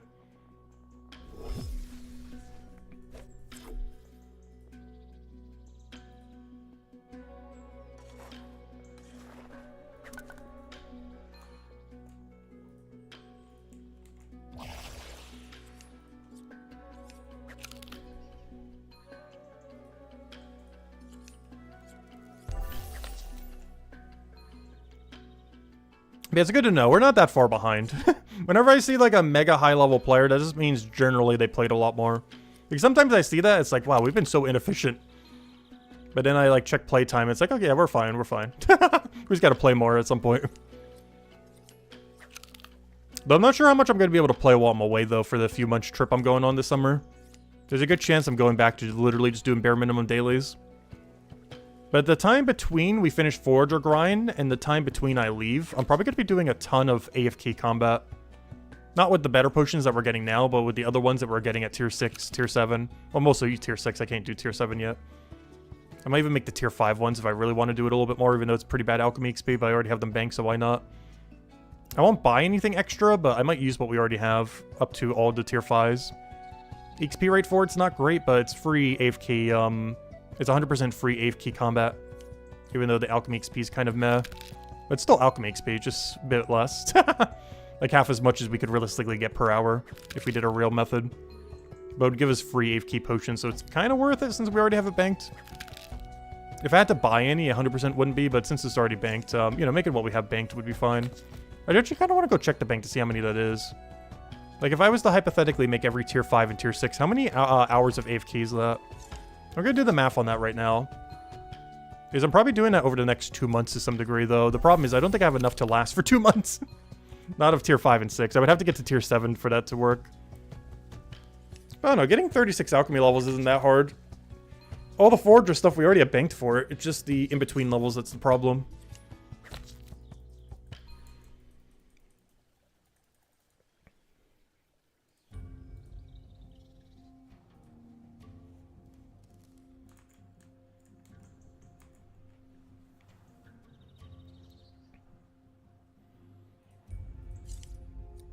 Oh yeah, I forgot. We're doing the last cycle, so I need to do it this way. Then we need to manually click that one to save the tile, and then I'm going to go check the bank then. Because the thing I want to calculate out for real quick is counting only tier 5 and 6, assuming we made all of them based on how many we have banked. I want to check the amount of hours we can currently AFK. Which means if I made these potions right now, we could literally go do that right now. Obviously, we're not doing it right now, but you know what I mean.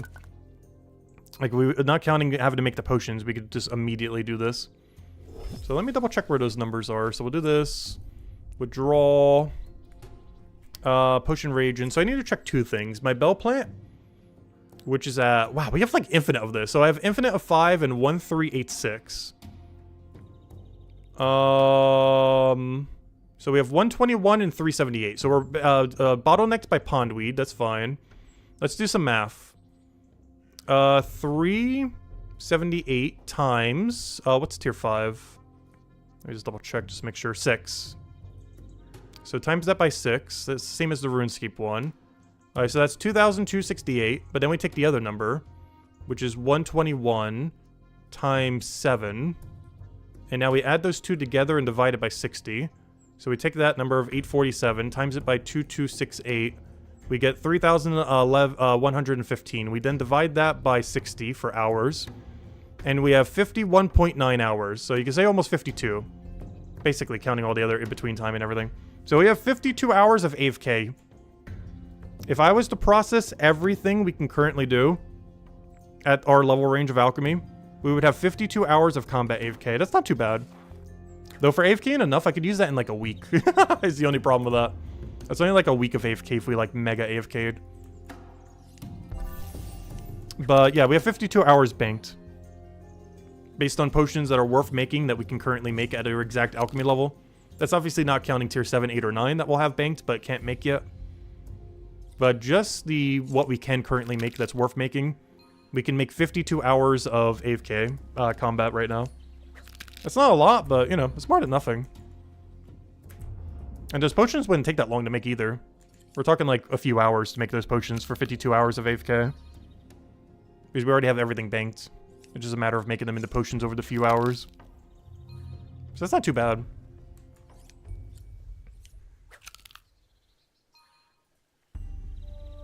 I'm gonna drink a 5% here, though the next set we do need to go drink an 11. Or we could just drink 11 back to back. I'm just gonna drink the 11 back to back. So drink an 11 here. Put this in the forager, of course. Come on, Monument. We're almost there. Gosh, knowledge points do so much nothing. The diminishing return on knowledge points is crazy. At tier 7, 8, and 9. We calculated it near the end of 7, and it took us 17 knowledge points for one level. Which was worse than post 200 before. And 8 and 9 are only getting worse. I must just want to put knowledge points in like Chef or something that's like a lower level. Because, wow, is it bad on these high-level skills. Like, the total XP that we're getting from it's fine. It's just the amount of XP that's inputting towards our level as a percent is really, really low. Like, a previous tier was every 17 was giving us 1. And right now, it's probably closer to almost like every 20, if not even worse than that.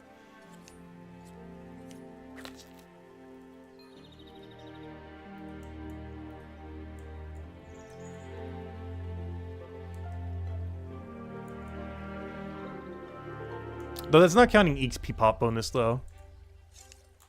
But the base value earlier was every 17 was giving us 1. So counting potions, it was still under 16. But I assume it's only worse at 8 and 9. I'll probably calc it again sometime in the middle of 8. Just to give us some time to get past the earlier levels. But when you calculate at the end of 7, it was 17 knowledge points per level, not counting XP pots. Whereas the worst that ever was at the previous system was 16 for the same metric.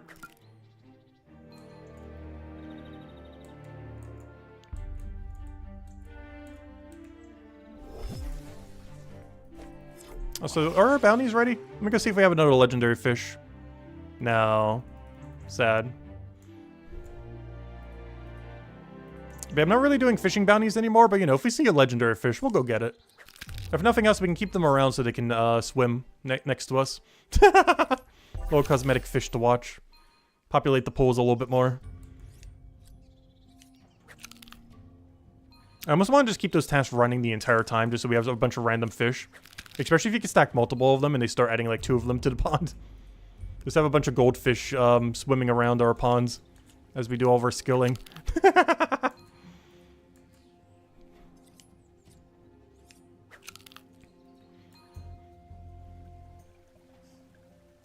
I do like that you can't fail it, though. That's one thing that's kind of annoying about, like, Pokemon shinies and stuff like that. Is there's a lot of fail conditions in some games that can occur when trying to catch them. Especially if trying to get them in a certain ball or a certain condition.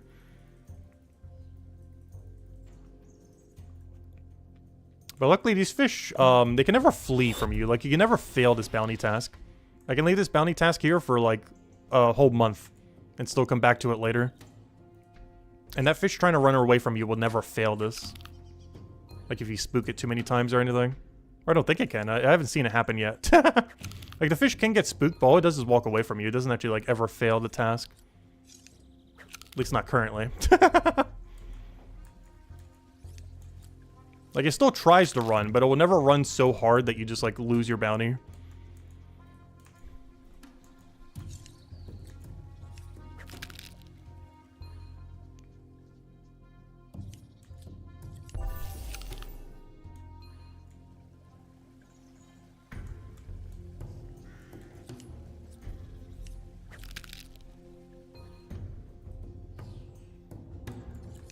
And so far, we haven't even gained 2 levels yet. Though, in all fairness, we haven't gone for 2 hours yet. One thing I'm really surprised by, though, is at the beginning of Tier 8, we are still getting roughly 1 level an hour. I was not expecting this. When does the curve really start curving, then? Because the gradual XP thing, I know each level is definitely getting longer.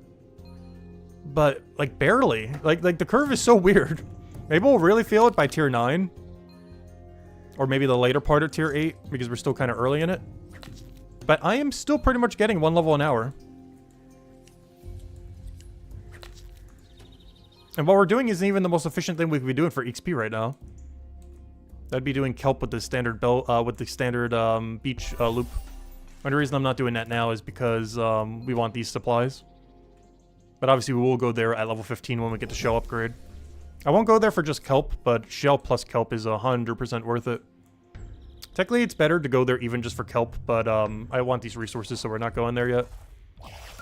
Main game plan is to go all the way to 15 with passives plus just these 2 resources, bell plants and pondweed. And I plan to do the same thing at Tier 9.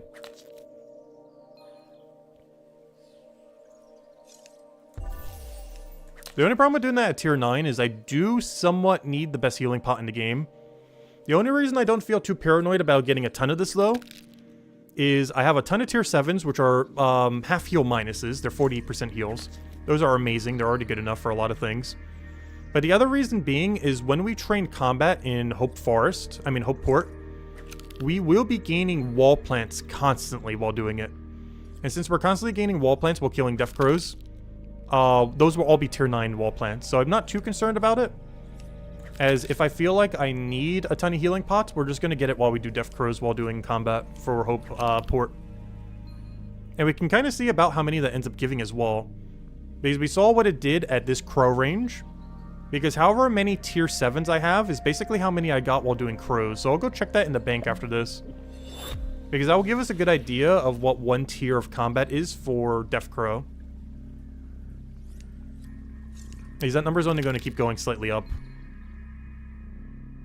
Because I wouldn't have any passives or anything else like offsetting it. It would just be, you know, us doing Death Crow and then going straight into the wall plant.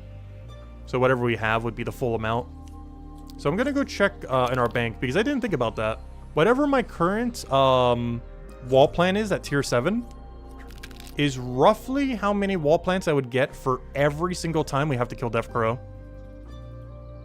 Potentially even slightly more. So whatever there is like bare minimum how many we'll get for every time we have to kill Death Crow. And I believe we have to kill Death Crow like 6 more times, 7 more times. Each of which will get that many wall plants, if not more.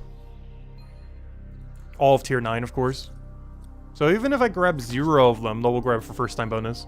But even if I grab like 1 inventory of wall plant during this grind and just go all in bell plant and everything else, we will still get whatever that number is in my bank times 6. Whatever my tier 7 is times 6 is how many I'd get for tier 9 bare minimum. Because we'd be able to gather those almost 0 time while doing combat. For the next 6 times that we have to go kill the Death Crow at that level range. Because even though I have max Forager, I still would need to do the combat. That would overlap that area. So I wouldn't get Forager XP for it, but we'd still get the same amount of Forager supplies. Because the main limiting factor is how long it takes to get the Death Crow XP. As the wall plants are irrelevant to that. I get all slower our XP slightly, but the amount of XP we need for Death Crows is only going to keep going up, not down. Yeah, let me go double check. So this number times 6 is how many we would get. So if I go to Potion, and I go to Wall Plant. That's a big number. Okay, that's why we're not doing Wall Plant at tier 9, or tier 8. Though mostly tier 9. Wow. 1,200 times 6. What is that? Calculator, go. I'm not sure why I'm calculating this. It's so simple, but I'll still do it just in case. That's 7,200 tier 9 wall plants is how many we'd get, roughly. That is a lot. That's 7,200, 52% heals. And we'll likely be able to process them all because we're likely going to get 7,200 kelps from the beach when we do the beach cycle. Because even though I won't be doing the beach cycle from 0 to 15, or, you know, I guess from 5 to 15, I should say, because that's the level you can start doing it. But I would be starting to do it at 15, basically to max. And the amount of kelp that we get from 15 to max is probably around 7,200 to go match it. I didn't think about that, but we might be low in kelp. I never really factored that in. I just thought we would always have more kelp than wall plant. But at tier 9, there's a 9-0 chance due to how much Death Crow we have to do that we're going to have more wall plant than kelp. I don't know, figure it out once we get there. But there's a 9-0 chance I get more wall plant than kelp. Something I never really factored in, but it might actually happen. But regardless, that's why we don't need to train it at level 8 and 9. Level 8, we're not doing it because we're just going to get the 9s. And at 9, we're not doing it because we're going to get, like, over 7,000, as we just said. So, that's the main reason why we're not doing them and doing these instead. As all the combat that we have to synergize with Wall Plant for when we go and do the rest of Hopeport combat will give us all of the Wall Plant we ever need. I guess 7,052% heals should last us for a very, very long time. I wouldn't say forever, but it will definitely last us for a exceedingly, absurdly long amount of time.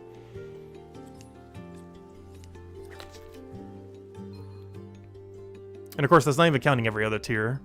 Though in all fairness, most other tiers we don't have that many of. Tier 7 would be our next one that we have like a lot of, which should be just a little over 1,000. But yeah, we should have over 7,000 of the max tier healing pots by the end of it all. with how it'll align. That's why we don't need to do wall plant at this level range or the next. It's pretty much all covered by tier 9 when we get there. That and it's just better priority to get the 8th key potions for what we currently want to do. And the EXP rate here isn't that bad. We're still getting about 1 forager level an hour. Which is still slower than the best method we could be doing, but isn't like slow. But at level 15 we will be forced to have to go to the beach though. The shell is just too broken to not go for. The icon is very accurate. It is the picking up shells skill. About 60 to 70% of all of foragers is picking up shells from the beach. We're at like one of the few instances in the entire skill where that is not the case.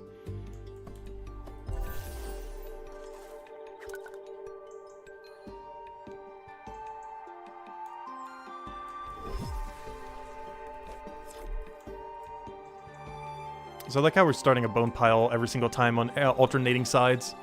That's from the excess bone that we keep getting at the end of each set. Because we're doubling it for the XP, but I only have 1 inventory left. So we get the double XP, but we only get 1 bone. Which is pretty much exactly what we want to have happen. It's actually aligning perfectly.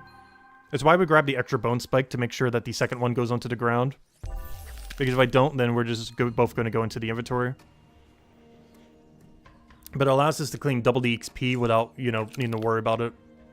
It just auto-drops itself. But it's something I've really factored in when doing all these grinds. Like, the number of bone spikes that we just get for free in this area. It's not really something I calc out for. But based on our math earlier, given that we're doing about 440 of these per hour, we can actually do the math on how many bone spikes we're doing. I would have to take 440 divided by 22. And then times it by 2. So we take 440. Let's go do the math inversely from earlier to figure something out. So we take this, we divide it by 22. That's how many inventories I'm doing. And then you times that by 2. Which means I am currently getting 40. We are getting 40 bone spikes per hour.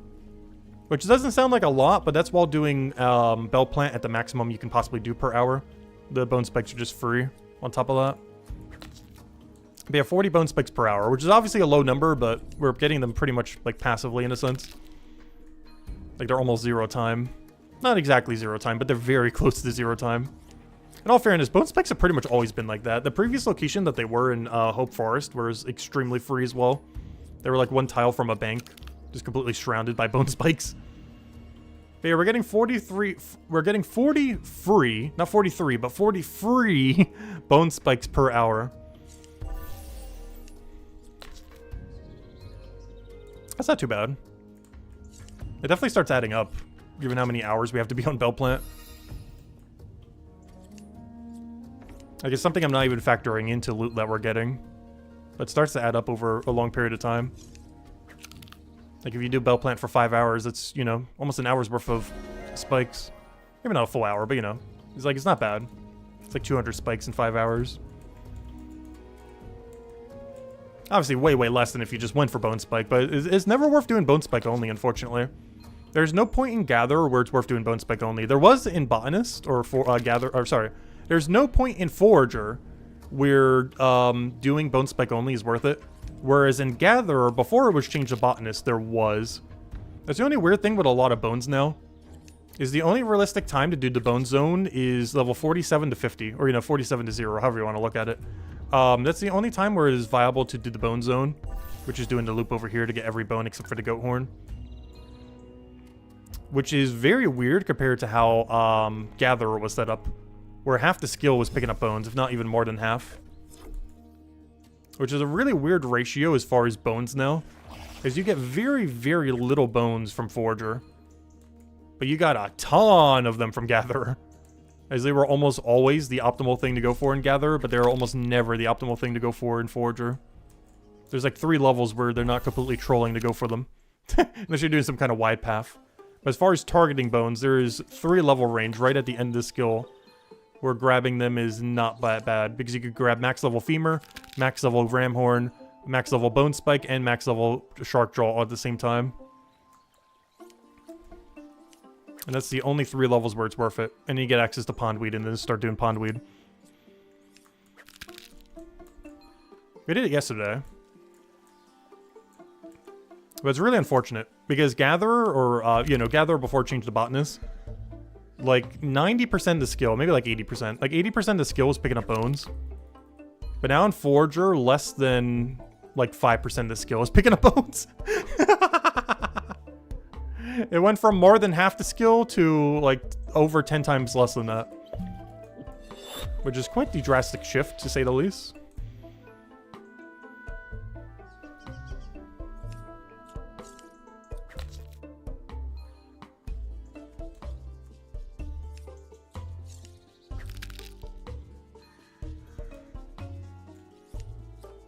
I should probably check how many bell plants we get in about another hour.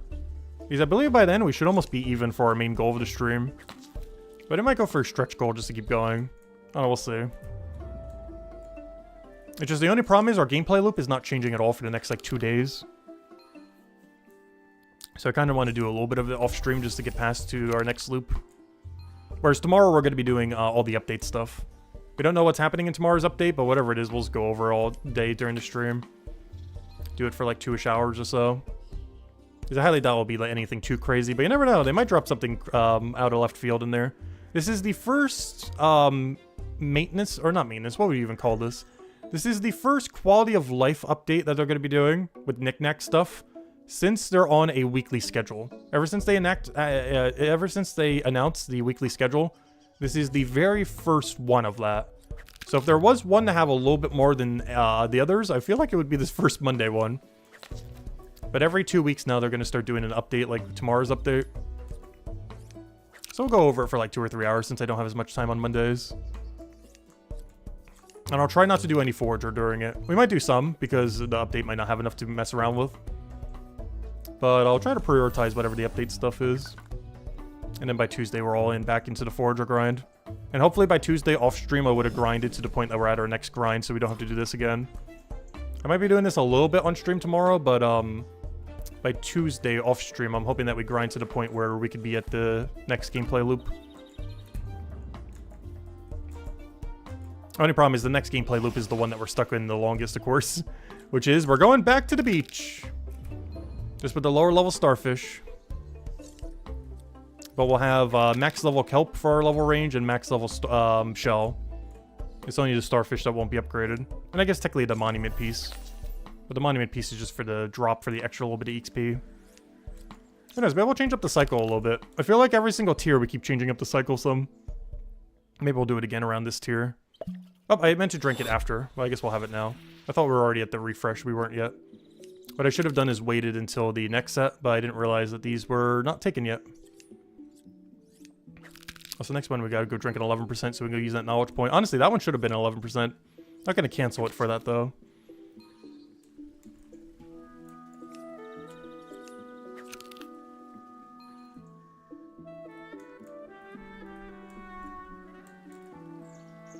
It's interesting that puts the golden fish in one of each of the ponds.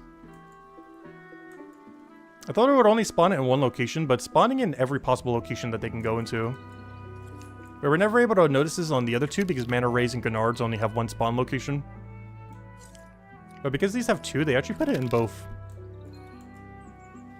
So far, the only one we haven't seen that can move like that, I think, is, what, Flounder and Eel. I'm not sure if they can get one, and Pufferfish.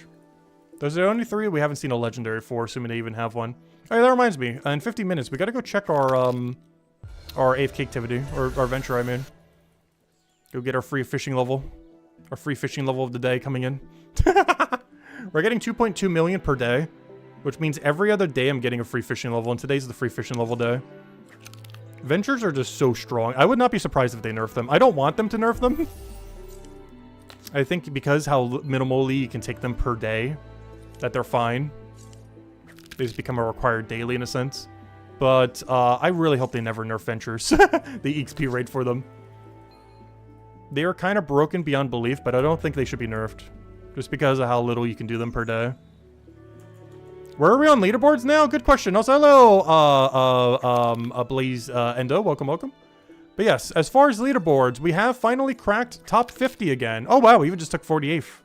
We just passed Yusuf. Yusuf, you're slacking. I'm not sure if you see it right now, but we finally passed him. He passed me for a little while, but we repassed him since we've been back for a little bit.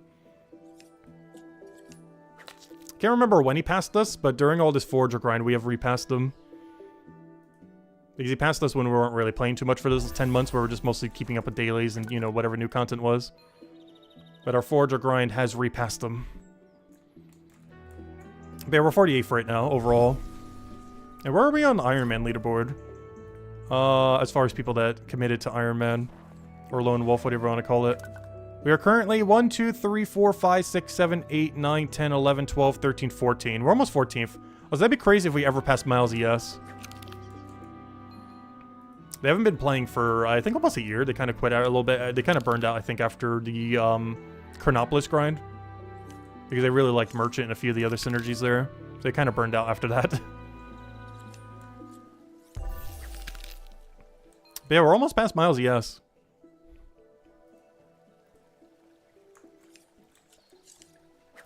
But yeah, we're like right in the middle of the Iron Man leaderboard right now. But of course, not everyone has allocated if they want to be Iron Man yet, which might kick us off of top 20 for there eventually. So even though we're not top 20 overall, we are still top 20 Iron Man, technically.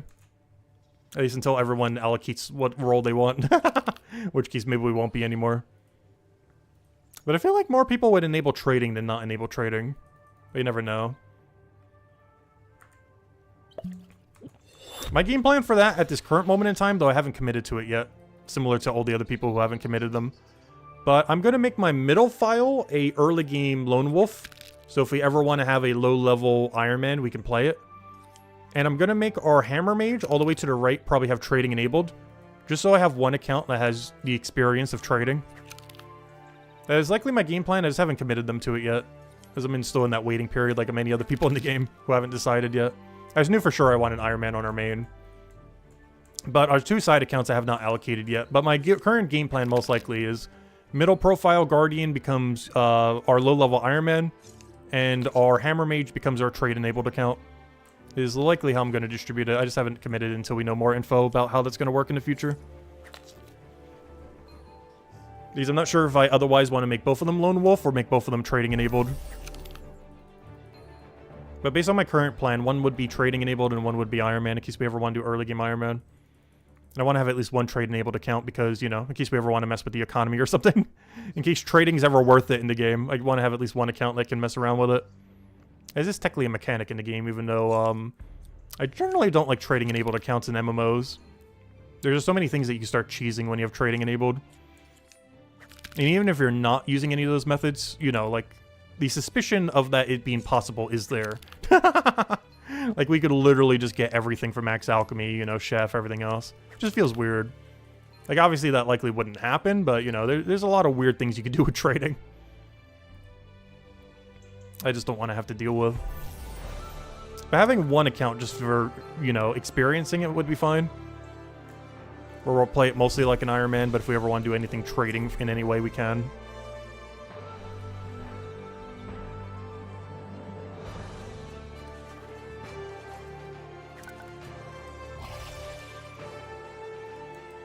Yeah, I'm not sure what old school RuneScape's ratio is. Not sure if anyone's ever done the math on it. But yeah, if I had to guess, I would say like 30% would probably go Lone Wolf. But 10 to 20% sounds about correct too. It really depends how they do trading. Because if they don't add an auction house or a quote-unquote grand exchange system, it might be a little bit annoying. I understand why they don't want to necessarily do that for gear. But generic resources definitely need like some kind of system. Where you could just put up a post, put up how much you want for it, and if someone wants to buy it, they could buy it for that or something. Gear is perfectly fine if it's restricted only from player to player. But raw material really needs some kind of system where you just put it up and not have to deal with it. Where let's say I wanted to sell all these instead of keeping them. There needs to be a way I can just like put up an offer for 1,000 tier 8 bell plants for, you know, I don't know, 8 silver each, whatever the price would be. Like, there needs to be a way to do that rather than, you know, try to find someone to manually trade. For gear, it's fine if it's not like that. But every, like, generic resource like this needs some easier way to trade them, which currently does not exist in the game at the moment.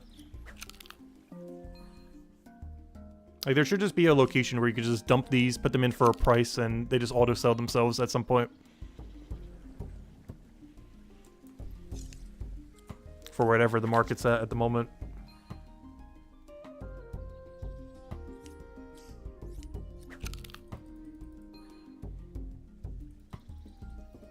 Obviously, we plan to keep all these since we're on Iron Man, though. Pretty much every resource we're touching, we are going to be using at some point. Main exception being probably the bones that we get on Forger. We're only the tier 8 and tier 9 bones we really care about for the most part. The other ones were mostly just first time bonusing, if nothing else. Might use them occasionally for some weapon upgrades and stuff, but barely. Special attacks would have to be out for 4-star weapons for that to really be worth the time that it would take to go use like our tier 6 bones or our tier 5 bones to go make 4-star weapons. But we need special attacks for that to be worth the time it would take. Otherwise, it's only really going to be worth that tier 8 and 9 because of our level.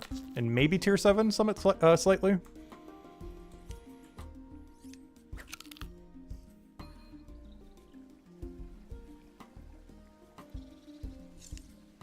But yeah, that means since we started this grind, we actually gained 3 total level rank. And surprisingly, our Minds of Matubin didn't go down at all. We've been 47 this whole time.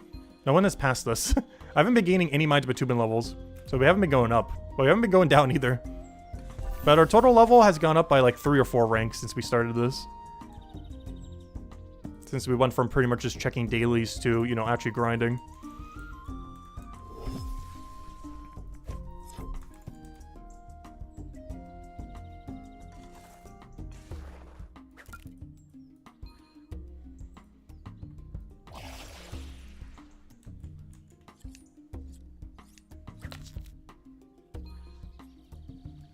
Oh, so there's 2 manual clicks in this room that save time, by the way.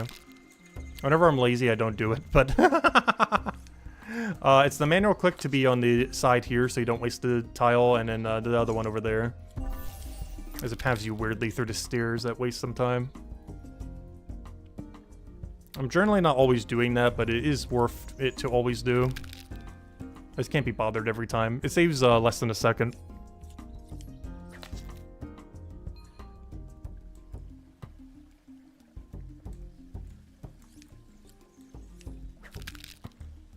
But it feels weird not grabbing the salmon. Every other previous lap that we did on these, we were catching the salmon.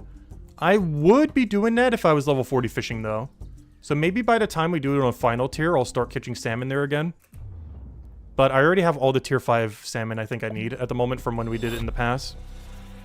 I forget how many it is, but it's a fine number. It's like several hundred, I want to say. Because we grab 3 every inventory. Or technically 4 because one gets doubled. So there's a good chance I have about 500 to 1,000 salmon banked of tier 5. So once we get to tier 6, I would start catching them again, but it's not worth catching more tier 5 salmon, I don't think. We're not going to need that many of them. Because realistically, the only time you're going to need salmon is right at the end of a skill. I think you do it for like 3 levels. You do it for 6 levels, not counting whatever apple pie offsets. So we don't need that many salmon, especially if you're just doing them for bounties and not like mass cooking them. So however many we have at tier 5 is already more than enough.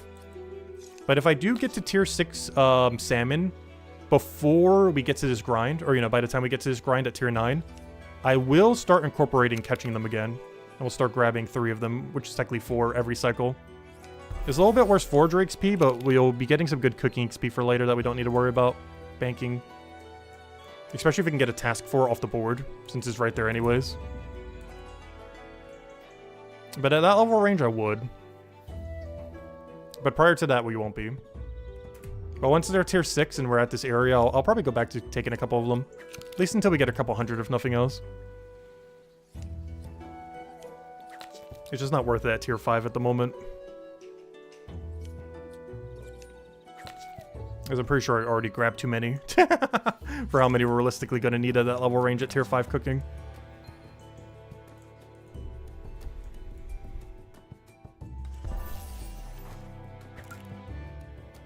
So speaking of fishing, bounty's already in 20 minutes if you want to try to get another legendary fish. Still not sure if you can get multiple of the same one. I feel like the answer is no, but I don't know. Has anyone ever seen multiple of the same legend yet? I haven't seen it yet.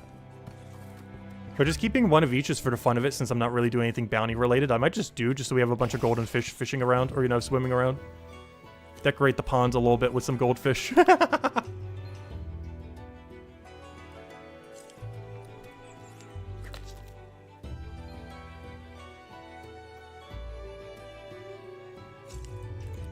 Not something we'd normally be able to do, but since we're not really focusing on bounties that much. Though, I will have to go catch them in a week, though. Because by next week's Monday, not tomorrow Monday, but next week's Monday, we are getting smithing bounties. So to be able to do smithing bounties, I might have to go clear all my fish. But that gives us a week to have the little goldfish around. But yeah, I'll probably have to clear for smithing bounties, though. Just so we have a nice, clean bounty board. We're likely only going to be doing smithing bounties for a day, but I do plan to eventually use them to push to tier 8. I'm also considering doing our scrap metal AFK before then, which will be one day where I don't do the forager AFK and instead do smithing. The main reason being is we're at a perfect level range and I already banked the material to go get tier 9 off of scrap metal. I already have all the scrap metal to get to tier 9. So I need to go process that at some point before smithing AFKs. So sometime in the next week, when our passive is not good for forager, I need to instead put it onto smithing. With that being said, that might actually be tonight now that I think about it. I might do that tonight. The main reason being is I don't think we're going to be in +2 range for tonight, where I can +2 boost into feather. Because if I can't do feather, it's not worth doing my passive. Sheep rib is even worse than sea slug. Obviously for first time bonus it's fine, but it's just worse sea slug for XP. And I don't need the material, I don't think, for bone right. Maybe I do actually, because they kind of changed how that works, so maybe I do. But regardless, it's not worth it for the XP, so I might just put it into smithing. Since there's a good chance I will not be within range of the feather for tonight. So maybe tonight we go do it then. Because I gotta do it sometime between now and next week's Monday. Not tomorrow Monday, but next week's Monday. At some point within that time, I gotta go do the smithing AFK for one night. So I can go get level, level 7 milestone smithing. That way when smithing bounties come out, we're at a nice solid 7. Hello, Jets! Welcome, welcome. But yeah, I might go run that tonight then. Should be able to run most of that scrap metal then. And whatever spear we need, we can just train off of something, of course. That way when we go into smithing bounties on 2 Mondays from now, we'll be at a perfect level range. We'll be right at the beginning of 7. And I believe I already have a bunch of tier 7 iron banked, depending on how they convert it. I'll need to go double check that. But I'm pretty sure some of the iron that I had converted to tier 7. Which is exactly what we'd need at the beginning of that tier right over there. Is the tier 7 iron. I hope it is. If it's tier 6, that might be a slight problem, actually. But hopefully it is tier 7. Because if not, that might be a problem. Let me actually go check that. I'm going to go check that on next inventory. Because that would give us a good idea of what we're in for that. After we go get all the bell plants there, I gotta go drink an 11% potion, go use that on the forager. We're getting kind of close to the wall plant. This is where we would normally have ended on previous cycles, which is why none of our bell plants are really that much over 1,000 or so. Is because in most other cycles, I would go to wall plant after we get one more level. But this time around, we're going to bell plant pondweed all the way to 15. Oh no, the calendar got delayed till next week. Oh, we're probably getting the patch notes, though. That's true. Well, if the patch notes are out by tonight, we'll go over on the Gems of War stream later tonight, then. Otherwise, we'll go over, I guess, a little bit on Monday video or Monday stream. During the night. Or, the video will be out in the morning. The stream will be out at night at 8 p.m. Eastern Standard Time. Oh, I gotta drink at 11% here. There we go. And, of course, we'll go over in-game once it's in-game on Tuesday. Assuming we get it on Tuesday. I assume we would, though. Brighter Shores update should be on Monday. Gems of Wars update should be on Tuesday. And then Slay the Spire 2 comes out on Thursday. Very busy week. I also find it really funny because the update for Gems of War is called Astral Spire. And then we're going to be playing Slay the Spire on Thursday and all weekend. So very Spire heavy week. Like every day next week I'll be doing something Spire related. For one game or another. Or like 2 or 3 of those will be Gems of War Spire related stuff, and then the other 4 days will be Slay the Spire 2 launch. Well, technically beta launch. I'm not sure if we're going to be doing it much beyond those 4 days, but we'll see as we go. Mostly because I want to finish the Brighter Shores grind, obviously. And I can't simultaneously do Slay the Spire 2 and Brighter Shores at the same time. Even though it's a turn-based game, it's going to require too much thinking. Which would make it not that easy to AFK Brighter Shores if we were doing something.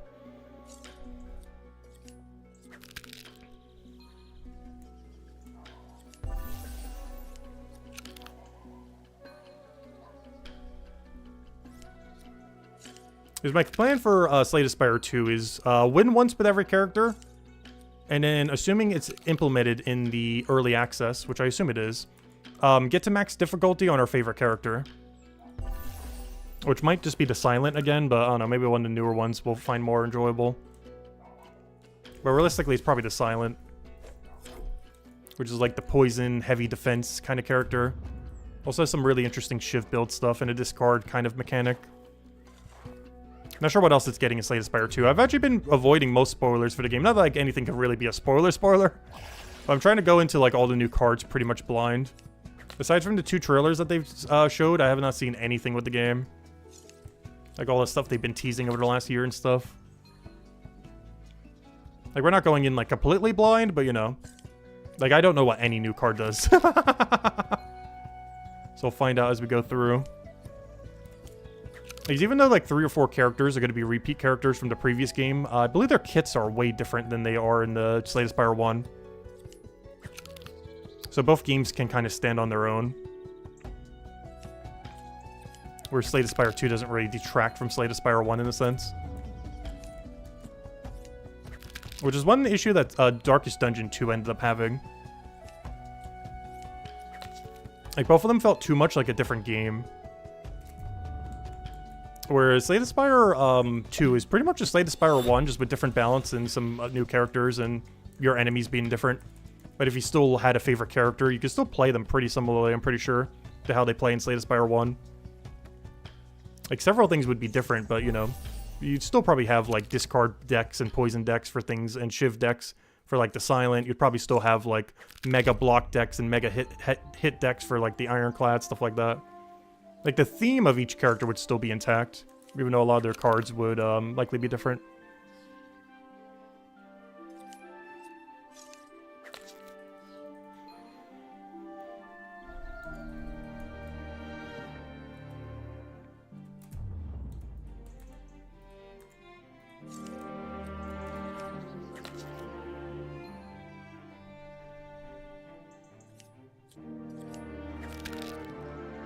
Because I hate whenever a game does that. Like, they do a sequel, but then the previous game just completely dies because of the sequel. But the way that they're doing Slay the Spire 2, seems like Slay the Spire 1 will still be able to live. Like, there'd still be a reason to play Slay the Spire 1, even though Slay the Spire 2 is going to be out. Obviously, most people would move to Slay the Spire 2, but you know. Like, there's still a reason to play the original. Darkest Dungeon 2 almost did that too much in the other direction, in that it's not even worth playing Slay the Spire 2, Darkest Dungeon 2. Because Darkest Dungeon 1 is just so much better. They kind of did the inverse. Honestly, the most recent Mario Kart basically did that. Mario Kart World, I'm pretty sure has like almost no player base. If I was to go and load up, because I don't own Mario Kart World, but if I was to go and load up Mario Kart 8, the one prior to it, I am pretty sure it is more active than World at the moment. For a couple reasons. One, because of people like me who haven't bothered getting a Switch 2. But also because people just hate Mario Kart World. So the servers for Mario Kart 8 is probably booming right now. Or Mario Kart 8 Deluxe or whatever it's called. Like, if I load it up right now, I'm pretty sure we get a lobby within like under a minute. Like literal seconds.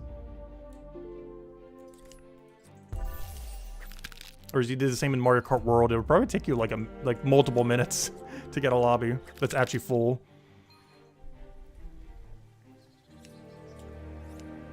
Yeah, I kind of quit all Nintendo, and I think I'm just full skipping the generation at this point. There's 3 generations I've skipped in Nintendo.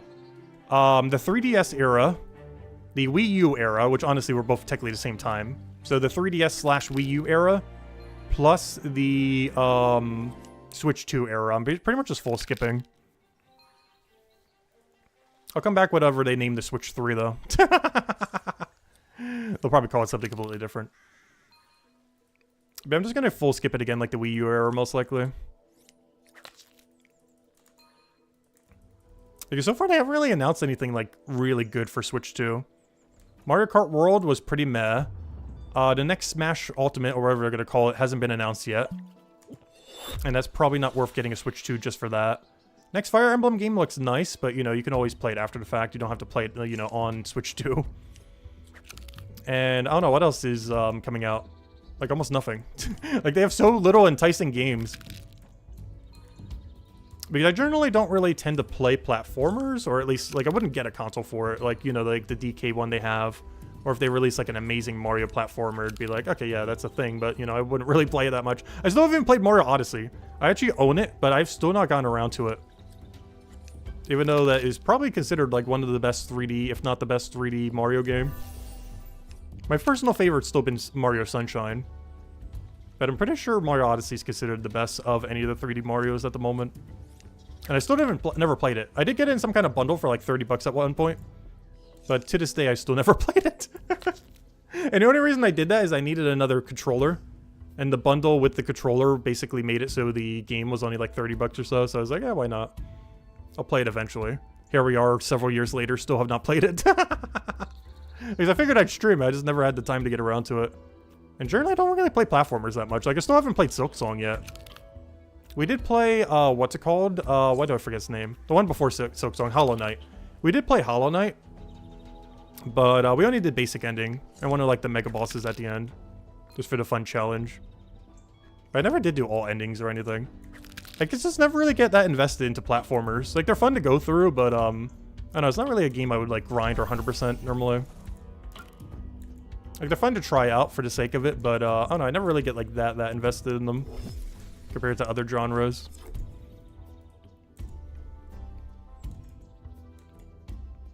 There's other games with high replayability. Like roguelikes or MMOs or, you know, anything in that category. Anything that has, like, a really long endgame grind that is actually worth grinding. That technically has, theoretically, infinite replay value. Even if it's not necessarily with resources, because Slay the Spire 2 is like that, where it's not resources that are your main progression or levels or anything, it's skill level. Like, your progression is how much better you get at the game, not you getting, you know, better stuff that makes the game easier. Which is quite a bit of a different progression than an MMO. Whereas you do gain skill, like, you know, being able to do stuff better in an MMO over time, but most of your power tends to come from gear and, you know, levels. Rather than from necessarily skill.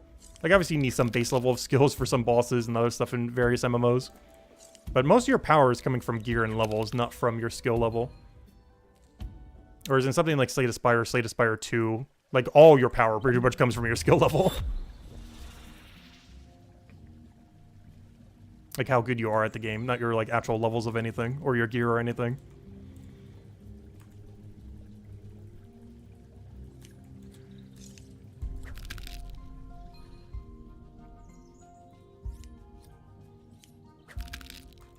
And so far we gained 2.5 levels, not too bad. I am really surprised that we are still gaining a level an hour. That actually baffles me that at the beginning of Tier 8 we're still gaining a level an hour. I was not expecting this to be this quick. I wonder how quick Tier 9 is going to be. Or is Tier 9 when it, like, mega spikes or something? So far, this is not that much worse than Tier 7. I feel like I've said that about every tier so far, though. Because 100% Tier 4 was quicker than Tier 8. However, Tier 4 to 5 did not feel like a big jump. Tier 5 to 6 did not feel like a big jump. Tier 6 to 7 did not feel like a big jump. And Tier 7 to 8 did not feel like a big jump, which I guess is what they're going for. They just slowly cook you. It's like the frog in a boiling pot situation. They just keep slowly turning up the temperature so you never realize that the temperature is going up. And they keep doing that with this new XP curve. Where definitively, Tier 8 is definitely slower than Tier 4. However, the progression to get there has been so slowly curved that it doesn't feel that much slower. Because each tier, while slower, doesn't move up that much slower. Which is the whole point of why they changed the milestone system. Because there's not like that mega jump at 200. It's a very slow, gradual, getting harder process of how much more you have to grind. And overall, honestly, from going through this far, I feel like it did its role. Like, everything they wanted to do with milestones, I think it achieved what it was trying to do. Because it definitely makes the whole leveling progression a lot smoother. Even if it's not like that much quicker, it is overall just full experience with it is so much smoother than before. And you barely even notice the gradual increases that are constantly happening. Even though they are definitely happening.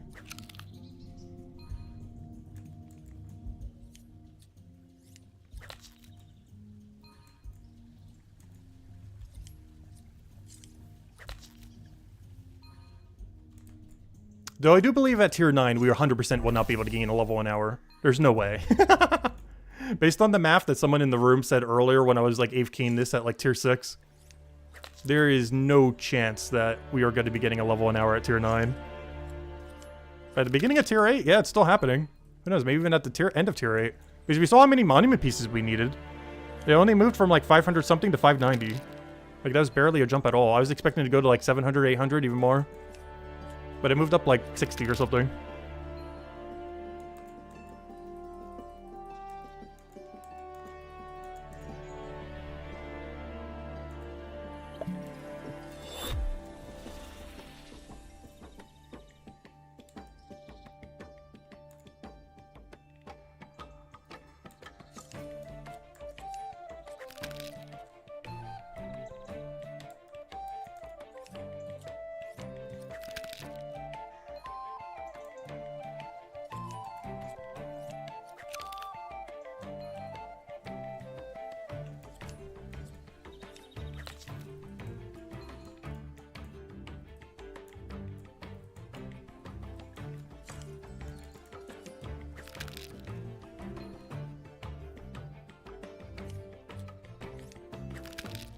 But yeah, one thing that will take a while though, between everything we did yesterday and today, we are only at not even halfway done with Bell Plant Pondweed.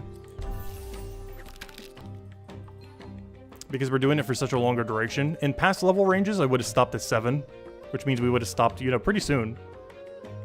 But that's not the case this time around. We are going like all in. Just because we don't really need wall plant that much at this level range. I will go grab the wall plant before the end of the stream, just to humor the wall plant. Maybe go grab a Death Crow kill or two just for the sake of it while we're there. But, we don't need it. Tier 8 is probably going to be the biggest hole for my alchemy. In the sense that, I would have to enrage potion from 10 to 13. Because I'm grabbing no healing pots, basically. I will be at the higher level ranges. Sorry, wrong tier, but it's this tier. I will at the higher level ranges, but not at this range. Oh yeah, the bounty board should be ready, right? What time is it? Yeah, the bounty board just reset 2 minutes ago. Let me go check. Also, while we're checking things, how many bell plants do I have right now? Have we hit our 1111 that we needed? Because I feel like we have by now. No, surprisingly not. We still got to do it for another hour. I said that's our bare minimum goal for today, so yeah, let's keep going. We got bare minimum, at least another hour bell plant then. And then we'll go say hi to the wall plant and then go AFK the other thing. No legendary task. Boo. Yeah, let's keep going. But yeah, we got about 1 hour of bell plant then. Which makes sense. We said we were getting about 440 per hour, so it makes sense that we have to do it for about 3-ish hours. That checks out based on the math we did earlier. Not sure why I even checked that, since we kind of would have already known that we wouldn't have had enough. Since it's been about 2 hours and we calculated that it would take, you know, 3. And then anything beyond that would just be stretch goal if we want to go for it. But I might just do it off stream just because it's a lot of the same stuff. Because if I kept going, it would just be this over and over and over again, or Pondweed AFK over and over and over again. We do get wall plant at 7 though. So I think our goal for today is still what we said earlier. Make our bell plants the same number as our pondweed, which is about a little under an hour of this.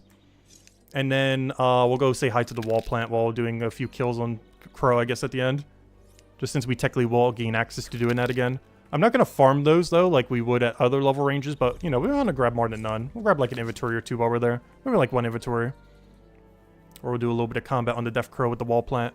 I don't plan to farm those, though. Like, after the stream, we're going right back to bell plant pondweed. But just to end out the stream with a little bit of a different grind, we will go do the thing at level 7. As well, we should have all of our pondweeds by then. As well as the level for it, of course. Which we'll probably have the level before we have the pondweed, but I do want to finish the 111 pondweed. Because we had 1112 kelp, pondweed, so I need to get 1112 bell plant to go match them. We're going to be getting more in the future, but our goal for today was just to make the 2 numbers equal. And then go from there later down the line. And by later down the line, I mean later tonight and off stream tomorrow. Oops, I meant to save that for later rather than cancel it. Which I guess I still can. Oh, no, I can't. Actually, I can while I move here. So we'll double this and then move right over here. And then I can do this and then... Oh, no, I don't want to use it. I'm trying to save it for later. There we go.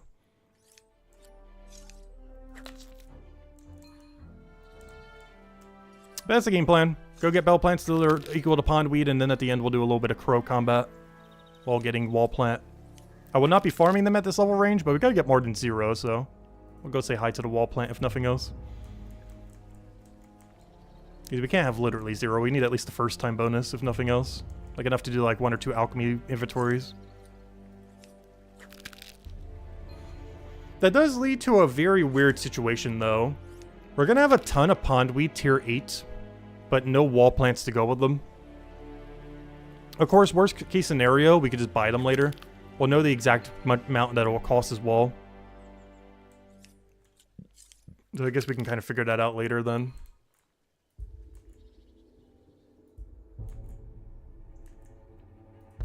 Because once we grab our wall plant at tier 7, we'll know the exact cost that it'll be from the shop, and then we can multiply that out based on how many kelp we're probably going to get. The big issue with that is it's a very scary number.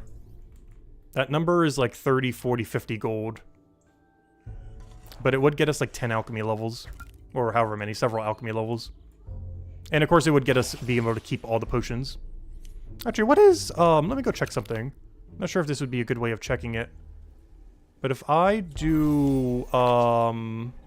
it's tier 8 that it would be. If I check this, what is the cost of losing it? Yeah, minus 100%, but we're gonna have 1 ingredient. Not sure what the math would come out on that one. I was gonna say if we wanted to go sell them, but we're probably not gonna be selling them at all, though. Those are 50% heals. We need those. But no, we're just gonna have to lose a bit of money on them. If I get, hypothetically, let's say 3,000 kelp. Or, you know, I'll make it like 3,200, and then the other 200 would be wall plant, so we'll need like 3,000 of them. That's like 30 gold. It's like just under 30 gold, but it would give us all the level ranges we need at the dead zone. And of course, we would be coming out with 30,000 half heals. So even though it's kind of expensive, it's technically not that expensive when you account for the fact that you're getting all those healing potions for the future. Like in the short term, it's expensive. In the long term, it saves money. They're more expensive than buying like the 30% heals for like 6 silver or whatever they are. But, you know, 50% is quite a bit better than that. And it's not that much more costly. They're only a few silver more each for almost double the effect. So I think it's worth it. Plus we get like 10 alchemy levels there. Or at least some. I go to help get this level range. Bare minimum, we would probably do it to get from 10 to 13 whenever we were doing alchemy at that level range. It would allow us to go from, you know, 810 to 813.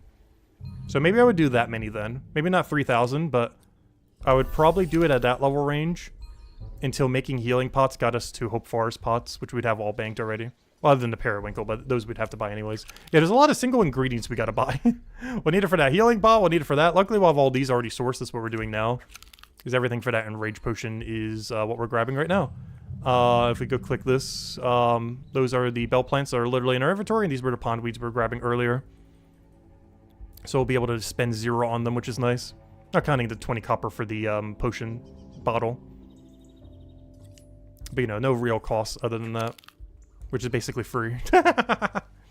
So, eventually, there's just a bunch of free Enrage potions. Which, technically, we could be doing that for everything in Forager, but there's just so many secondary ingredients that aren't as worth getting. Wall plant is not as worth getting, unless you're doing it with combat, as kelp is. Periwinkles are just trolling to take compared to shell. Shell is just insane. Periwinkle is so bad. It's like they put all the value... You know what they did? I think they put all the value the periwinkle doesn't have into shell. I think that's why shell is so broken. Is they made periwinkle like the worst thing in the entire skill. But then offset that by putting all the value onto shell for some reason. Which ended up making shell insane, but periwinkle horrifically bad to ever touch for any reason other than first time bonus. I think that's why they did it that way. Or what ended up happening. Is shell is so broken because they made periwinkle so weak. Or more so, periwinkle is so weak because they made shell so broken. Or, you know, whatever way you want to look at it. Because that's the only thing I could think of why Periwinkle is so bad, but Shell is so good. Which ends up ultimately make it so you never take Periwinkle and have to focus on Shell at almost every level range in Forager.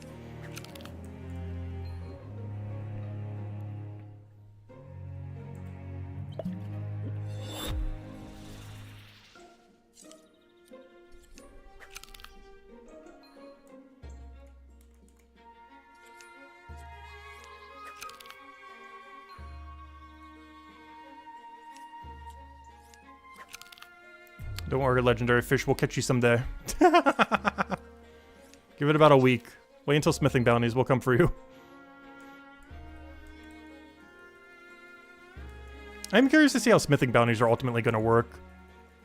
Because even though fishing bounties were the first new bounty system, smithing bounties are going to be our first look at a production skill getting the bounty system. That's actually a new one. Obviously, we see it for cooking. But cooking is so far the only other skill in the entire game that has a bounty system for it that is considered a production skill. Production skills, generally speaking, should be way better to do bounties for than gathering skills. The main reason being is they normally have input costs associated with them. And if you do bounties for them, you're saving on those input costs or potentially even profiting. And because of that, all production skill bounties should be way better value than gathering skills. Which is why we kind of stopped doing fishing bounties after a couple days of just messing around with them for fun. But it's mostly because they're really not worth it compared to production skills. Like, we'd be getting better value just doing cooking bounties rather than fisher bounties. And that should be applicable for all production skills. Where smithing and stonemason bounty should be really, really worthwhile. But, for example, a mining bounty you probably just ignore for the most part. Because you'd have to turn in precious ores that you would otherwise need. And it just wouldn't be worth trying to skip some of that XP when, you know, it'd be way better to do that on a production skill that requires X amount of resources. Or costs you a bunch of money if you don't end up having them. So the best skills in the game that would ever get bounties then that don't currently have it would be Alchemy, Carpenter, literally everything in Chapter 3 that isn't mining, and 2 of which are coming soon, and Leatherworker are the ones that would be the biggest beneficiaries of a bounty system that currently do not have a bounty system. Combat would be interesting to see how it works, but combat doesn't really need bounties for it to be viable. Enrage potions, raid dens, and just doing combat normally is already enough. But I guess it would be a fun change of pace, which is pretty much what the fishing bounties were. Like, combat doesn't need bounties, like, you know, a lot of the gathering skills don't. But it's just like a fun change of pace if you want to do it a little bit differently. Especially if you have those, like, the golden ones that get refreshed immediately. That might be, like, the only instance where bounties for a gathering skill is actually worth it. Also, I'm not sure why I'm drinking an XP pot here. That was a little bit of a waste. Oops. But, that's the only time I could see maybe a gathering skill being worth it, because I haven't gotten to do that yet. But a gathering skill that has the shiny bounties might be worth it. Just because you can keep cycling them over and over and over and over and over again without having to worry about any delay. And unlike production skills, gathering skills don't really have dead tasks. Like, there's some that are deader than others, like pufferfish for fishing, for example. But there's nothing that you just are going to be, like, impossible to do. Like some things that might happen in, you know, some of the other production stuff where you just don't have that ingredient and it's just too expensive to bother buying. Where you get locked out of doing it. Gathering skills don't really have that same issue.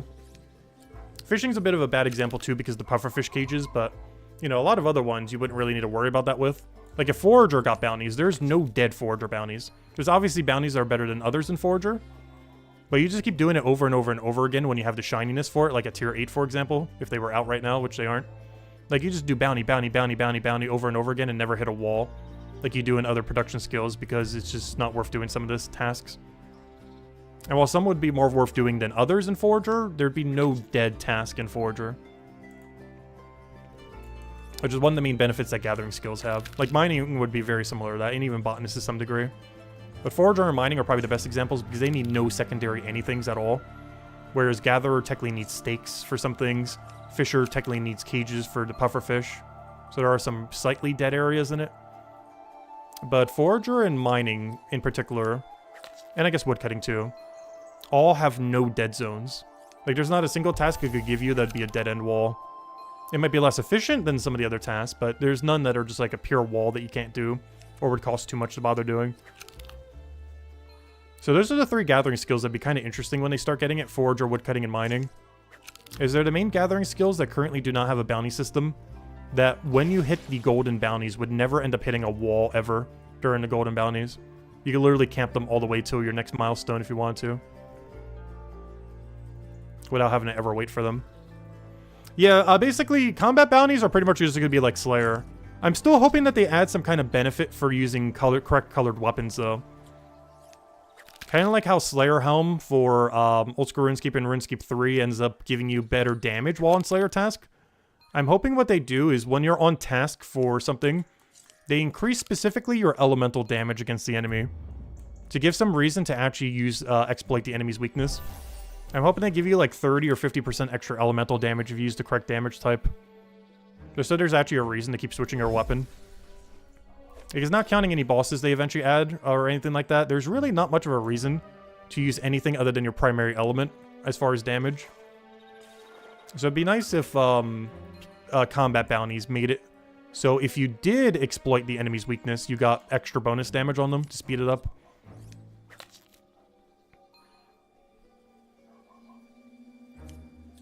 Or even make it like a one-hit thing.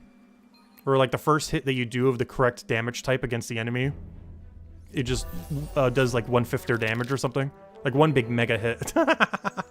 Big number mega hit where you just do like absurd damage for your first hit against the enemy if you exploit their weakness. That way you wouldn't even need to camp the weapon either, you could just throw a single poke at them. But something where exploiting their weakness is worth doing. I'm really hoping for combat bounties. Just so you don't camp the same weapon for literally everything. Which is the current state of the game pretty much. Where every class basically just runs 2 weapons and that's it. One of their main color and one other weapon for anything immune to their main color. And those are the only 2 weapons you ever need. But I'm hoping you actually use like the full array with combat bounties. Like some kind of mechanic that makes it worthwhile to use them all rather than just your best in slot.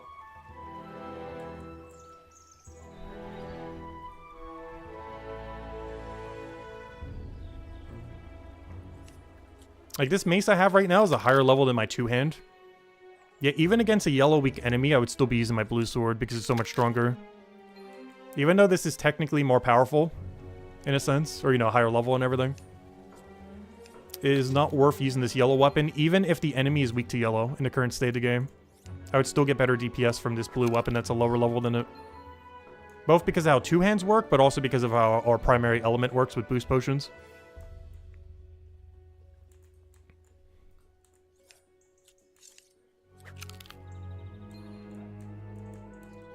But that's the main thing I'm hoping from combat bounties. Make exploiting elemental weakness worth doing. And not just a complete waste of time. I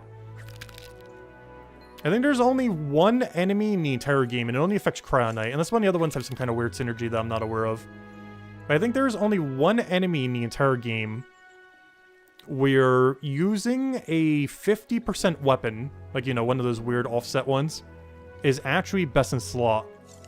And it is Cryonite's Battle Axe. That is the really slow hitting Cryonite, or not Cryonite, the def damage. The, whatever that's called, I forget its name at the moment. But the def damage 2-hand axe is best in slot in the entire game for one very specific enemy. It's the Metalith that's in Mind of Batubin. The reason for this is, well, for one, it's immune to blue and weak to Necromay. But the reason for this, well, for one, is weak to the damage type. But it is a 4-tick attack speed to the weapon 6-tick attack speed. So you could just walk under it and trade 1-to-1. So your weapon is 6-tick, theirs is 4-tick, you just walk under them, you trade 1-to-1 at 6-tick. And it is the best weapon in the game for killing them. It is, I believe, the only instance of the whole game, though I guess there's one for fire too. So technically there might be a really quick hitting fire enemy where that's applicable for Guardian. So maybe there's one other instance of it. But it's one of the only few instances in the entire game where one of your non-best in slot 2 weapons is actually best in slot for something in the current state of the game. It's like one of the only situations. The other situation would be the slow 2-hand fire weapon that Guardian has. But I'm not sure if any enemy in the game is a 4-tick fire hitter. I'm not aware of one, but there might be. I'm forgetting at the moment. But there is a 4-tick Necromay one that you can end up hitting it with. But you can still do that with a 5-tick, I guess. If there's a 5-tick fire hitter, you can do the same thing with Guardian's big fire hitter weapon. But it's like the only 2 instances where you would use not your best in slot, but it would actually be best in slot. So Cryo Knight has it for anything that is 5 tick or quicker, that is weak to death damage. And Guardian has it for anything that is 5 tick or quicker for fire damage, or, you know, weak to fire. I can't think of anything that's in that category, though, but there has to be at least one for Guardian. I can't think of it off the top of my head, though, because I don't play Guardian, so I don't keep track of it that often, because it's not relevant to our class. But there's probably something out there I'm forgetting at the moment that would be really applicable for. Something weak to fire that has a quick attack speed. Because it would do effectively the same thing that our Necromay 2-hand does to Metaliths.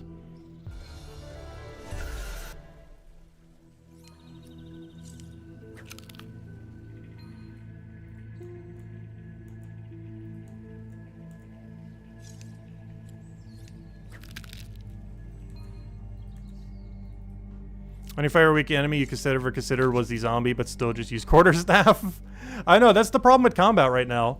Literally every single weapon you would ever run right now is like 2 different weapons. Your main 2-hand weapon for every class. That's the one that gets like, you know, up to 89% bonus.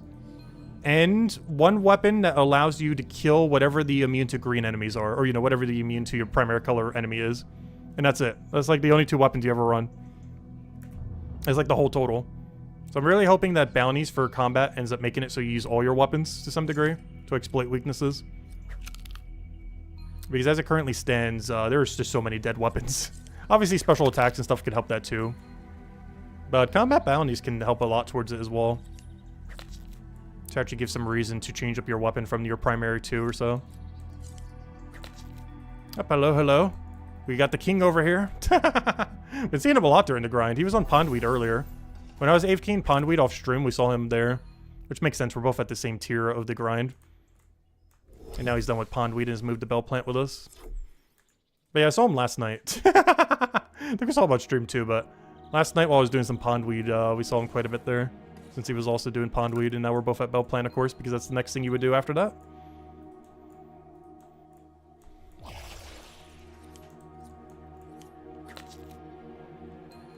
Yeah, generally when Cryo Knight needs a different weapon, we actually were the only class that got 2-hand physical. So we normally use Longsword if we need a different weapon. I believe we were the only class that got that. Every other class's physical weapon is a 1-hand. But we got 2-hand Longsword, which is really, really, really good. So we generally just switch between our big broadsword and the longsword. Using this against everything that is not immune to blue, and using the longsword against anything immune to blue. Which we ended up doing those on the thieves earlier. Like, we had to kill the level 12 thieves some, and we got the 14% potion from them. But the weapon that we ended up using for that was our longsword that I got from the crows. Oh, our bounty's ready. We should go get that after this inventory. But yeah, we were using this weapon right here that we got from the crows, our 3-star longsword. I'd go tune it up if we wanted to too, but this weapon right here is like our main offset weapon if there's immune to blue. We just end up using this because it has really high base damage. Very comparable to our 2-hand. Actually even higher than our 2-hand, but it doesn't get to use elemental weakness. Or get to use the bonus from the potion. But it's really good if you're just camping it, like if you're AFKing something like raid dens. Or even, honestly, I didn't even think about that. Because the base damage is higher because it's a physical weapon, it would actually be better for AFK enemies. I didn't even think about that just now. We did that in the past for raid dens, but I didn't think about using that with Enrage Potion. Because right now, my longsword is actually better if the thing I'm AFKing on is not immune to blue. So if I was AFKing Death Crows with Enrage Potion, it'd still be worth using my blue weapon. But if I was doing it on Goblin, it would actually be better to use my longsword, assuming they're both at the same level range. Because I can't really utilize the extra blue damage since we can't drink a potion or anything. So in that situation, it would be better to switch to longsword. I didn't bother doing that the last time we were doing some combat. I probably should be. It's not that much of a damage difference, but if you're fully AFKing, it's worth it. We did that for raid dens back when they were really good, but I never bothered doing it for Enrage Potions yet. I definitely need to. Because unless the enemy is weak to blue, if I'm not bothering to drink a potion, our longsword is actually better than our main weapon. At least from an AFK perspective. Wait, what did he say? Oh, he was talking about the other thing. I think he was talking to the other guy. I said hello, hello.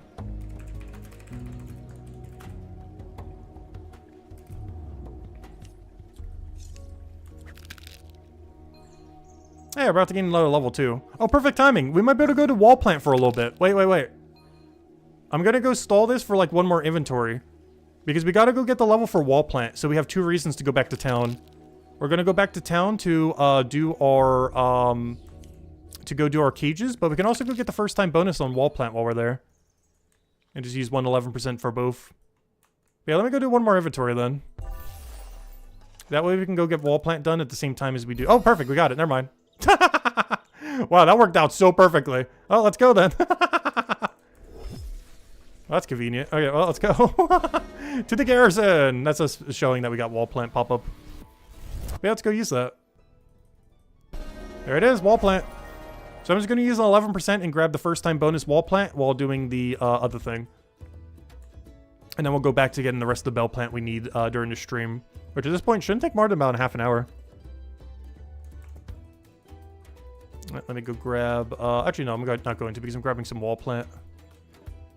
Normally, I would grab an inventory to go put it into the rift, but I want to grab the wall plant instead. So we're just going to drink at 11% here and then go reset our lobsters. And we got these like pink and red ones over here. So we'll get a first time bonus on these and then go claim it for the lobster as well. But yeah, this will be all we grab for now. Maybe all the way at the end we'll go for a little bit of combat thingy, but since we're in the area already, I'll grab them now. And that's all the wall plants we're grabbing this entire level range. No, I'll grab a few more for it later when I do like a little bit of combat synergy, but not that many. As we're primarily going for bell plant and pondweed for the next 8 levels. I might throw a little bit of wall plant in there if I want some combat breaks, but it's probably going to be almost entirely pondweed and bell plant. But let's go get our lobsters, reset them for tomorrow, and go from there. Which means tomorrow we bare minimum got to keep going until these bounties are ready. Not sure how long it's going to take to go over all the quality of life and everything they add tomorrow. And mess around with it. But tomorrow's stream, we'll just do all that and then probably go until these bounties are ready. In 23 hours from now. They'll probably be like a 2-ish hour stream or so. Unless they do something crazy for the update tomorrow, though, I highly doubt it. But it will be the first quality of life update that they're doing since they've been doing the weekly updates schedule. So the first one is most likely to have, I guess, something bigger, hopefully. But it's probably all a bunch of small stuff, but you never know. We'll find out tomorrow. But tomorrow will be very minimal, if even any forage at all, and we'll just be doing whatever the update stuff is. So I'm going to go for a weird inventory and just go for this set now. I forgot, they share the same cooldown as well. Luckily, it'll be off by the time we get here. Because the wall plant uses the same tool as the bell plant over here. I just realized they both have plant in their name.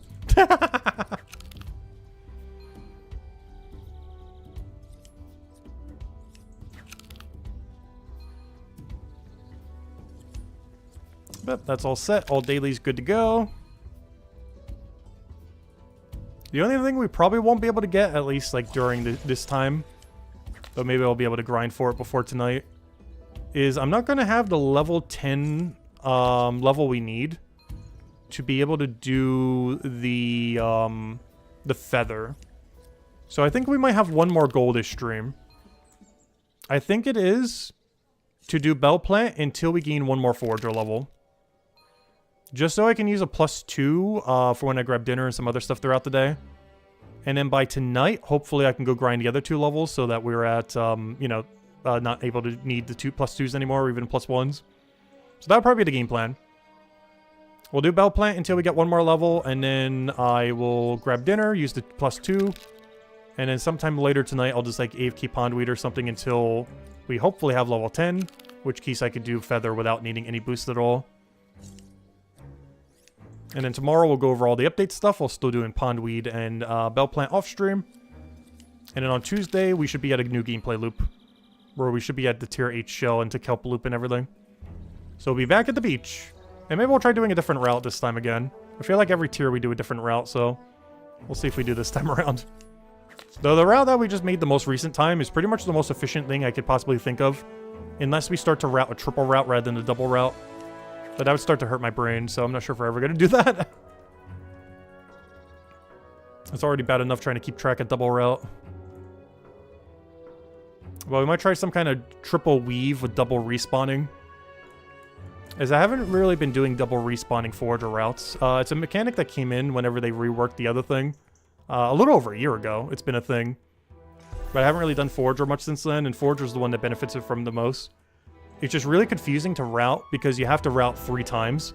You gotta route once where you do it normally, the second time where you utilize double spawning, and then the third time to basically set back up.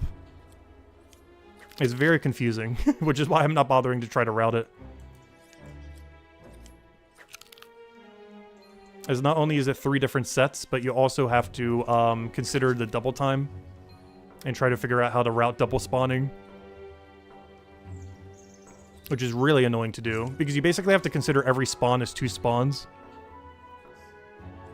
Where you have to consider its respawn timer to be able to grab it immediately for its second time, even though you just grabbed it seconds earlier. And you also have to consider that you're doing 2 timers at once. Because if you're double spawning one room, you can also double spawn a second room. It's very confusing. And I can't be bothered to route it, if it's even better at all. It probably is. It's very confusing to route, though. Pretty sure someone will figure it out at some point. I just can't be bothered to. It's too much thinking for how basic the other route is, for the most part. Like, I'm fine just doing a almost tick-perfect double route rather than doing a triple and trying to figure out all the double spawns and everything. It's just too much thinking. Like, the problem with that route is you have... Not only do you have to think of how to figure out what the route even is, but afterwards you have to constantly keep track of what cycle you are on the route. Whereas when doing a double route, you somehow have to keep track, but not that much. But a triple, you always have to make sure you need to know if you're on set 1, 2, or 3.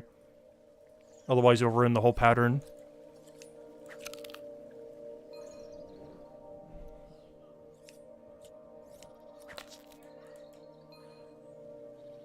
And it only works because there's a bunch of spawns right next to each other, room to room. You can do it with 1 room, but to be able to set it for 2 rooms, you need a lot of resources that are close together. And Forager is pretty much the only skill in the entire game that's like that. Where you can really utilize double spawning. Because the way that they changed it about a year ago is every resource spawn time is based on the first one you take within the room. So if you take the last one at like 1 second before it respawns, it will double spawn. And of course, if there's another resource nearby, you just double spawned in the same room. And you can set it up for multiple rooms at once. So you could double into one room, into double into the next room, or even more than that. The problem is you have to keep track of a lot of internal timers. As there's a ton of invisible timers ticking down in every room. Both in each room as well as, you know, between the rooms. Because even if you're taking the same resource, it's different per room. So if I take a shell in one room that's different than the same shell in a different room. So it's up to like 4 different timers that are going that you have to keep track of. More so 2, but it's technically 4. Because generally, if we're taking a kelp plus a shell, they're both sharing a very similar timer. They'll be off slightly if you're taking it the inverse order from the other way around, but, you know, they're generally the same timer. But it is relevant somewhat for that shell area because we normally take kelp shell. So if you were to take shell kelp the other way around, it would be a little bit weirder timer. Because the kelp would spawn 1 tick, or, you know, a little bit right before the shell does. That's like the only time where that would matter. But yeah, I can't be bothered to route it. We might mess around with it a little bit because I accidentally did it some off stream. And then it kind of reminded me like, oh yeah, we could be utilizing a triple route double spawn thing, but I can't be bothered.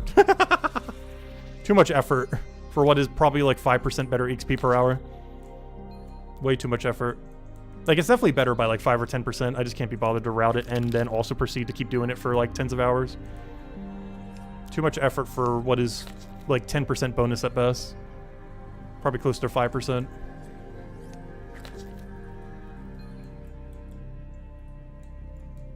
Someone eventually will. And maybe if we make a guide, we eventually would. That would take like several hours to figure out though. Maybe not several, but... it would have to take like a few hours dedicated just to trying to figure out the timers. Because I forget what the timer's actually set to. I want to say 1 minute. They keep changing the timers for some things. I'm not even sure. Like, I can't even tell you how long, right now, like how long this bell plant takes to spawn. Like, I have no clue. Even though we've been taking it all day, I have no clue what this thing's timer is. So we'd have to figure that out for everything on the cycle and then, you know, try to set it all up and everything. For, you know, shell, kelp, all that kind of stuff over there. These only works in high condensity areas where there's a lot of resources. Like, we couldn't do that double spawn method thingy with these bell plants, for example. There's not enough nodes nearby to do any kind of cycle where that would be possible.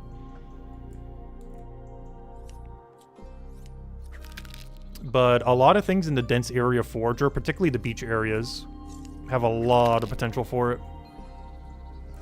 But I'm not sure if anyone's bothered routing yet. I'm pretty sure at least one person has, but I don't think anyone's covered a video on it yet. I probably would close to 1.0 if there's not anything on it by then. But I can't be bothered to do it by the end of this forager grind, I don't think. Because I could always do it on my alt accounts and still get XP for it.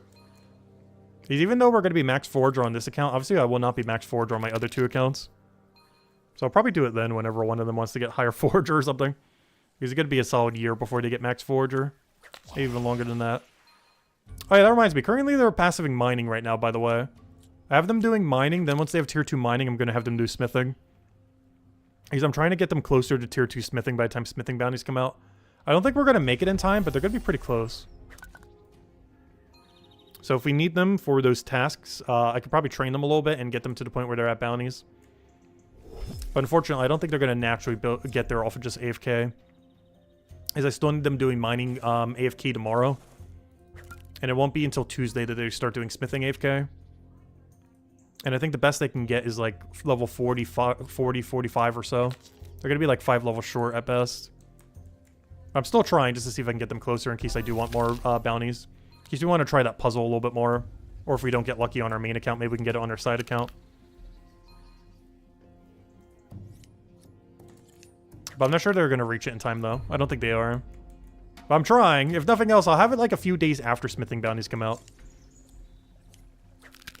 Definitely by like the Friday after smithing bounties, we would definitely have smithing bounties unlocked on all 3 accounts. Unfortunately, that wouldn't help us with the Monday stream, though, in 2 Mondays from now. But if we wanted to do like a follow-up of it messing around, we would be able to by then. But on the Monday that smithing bounties come out, we will be locked only to our main account, unfortunately. So if we get unlucky, if they're 1 hour bounties, we might just have to, you know, not do it. Because I'm hoping that we can do the new filtration system at least once with the new bounty system. But if it's anything like how fishing are, we might get bad RNG and just never get it. Like the whole first day that we did it for fishing bounties, I never got a legendary fish.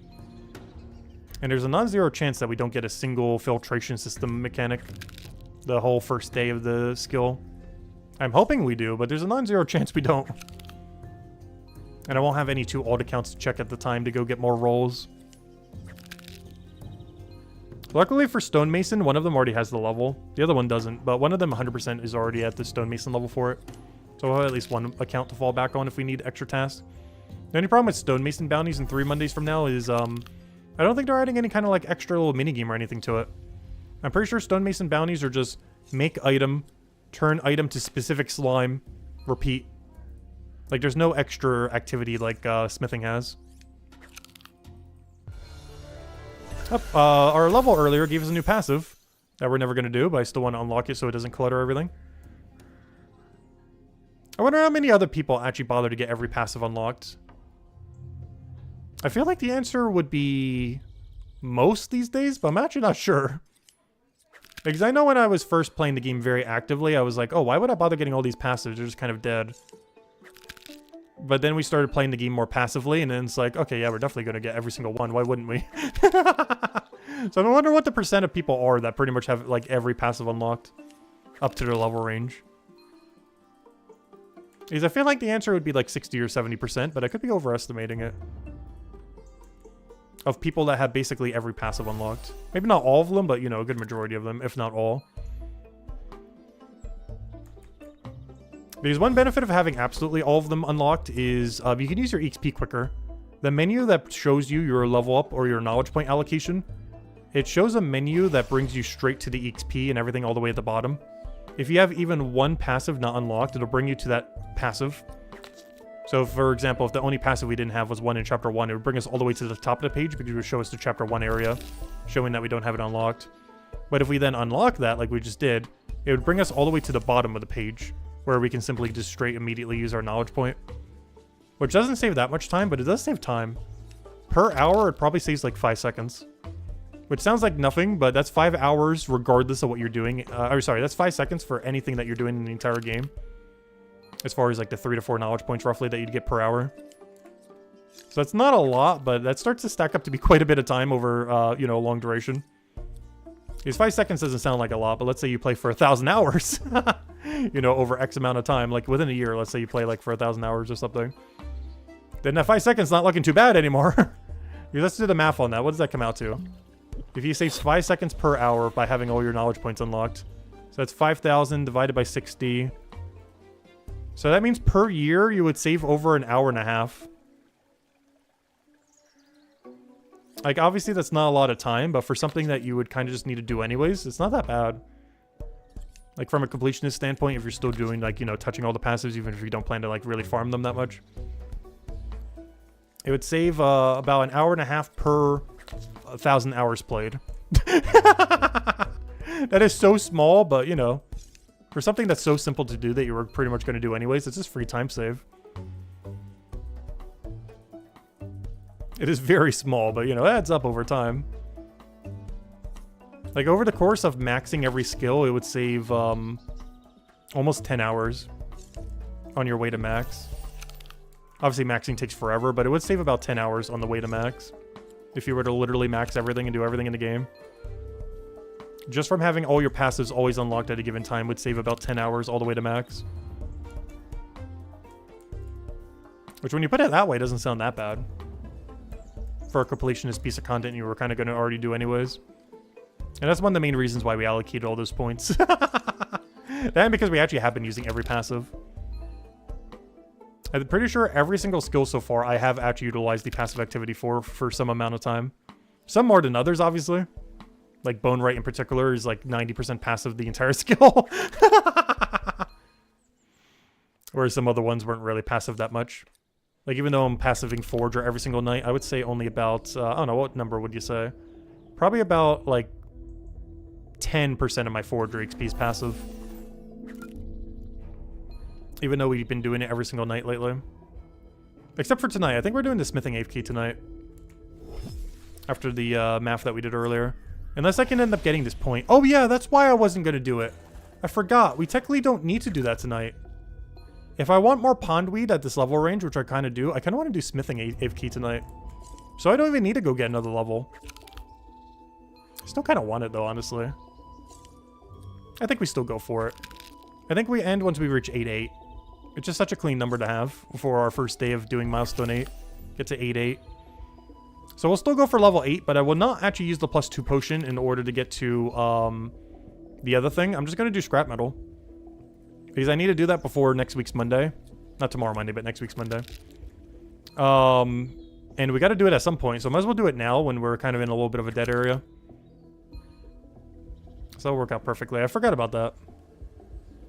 But we're running smithing AFK tonight. One of the few times this entire grind that we haven't done Forge or AFK. The other times were near the beginning where we're such a low level at like tier 4, tier 5, where I was doing some of the other AFKs instead, like Bone Right and a few others just to mess around with them. Stonemason, I think we did some. Soon we're about to go do smithing tonight. But it was mostly because the passives were so much weaker at that lower level range.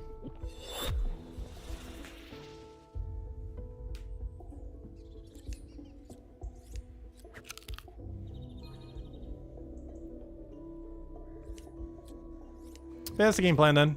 Get 3/4 more of a Forager level, which should take under an hour. Off stream, I'll be getting more pondweed and bell plant. We keep doing that all the way to 15. Tomorrow we just go over all the update stuff. Off stream, I keep going for even more pondweed and bell plant. And then into Tuesday, we should 100% be at 15 then. And also should hopefully be at level 7 smithing. Oh yeah, there's something I meant to check when I was at the bank earlier and forgot to go do for the storage rift. We need to go check how many... What our iron converted into.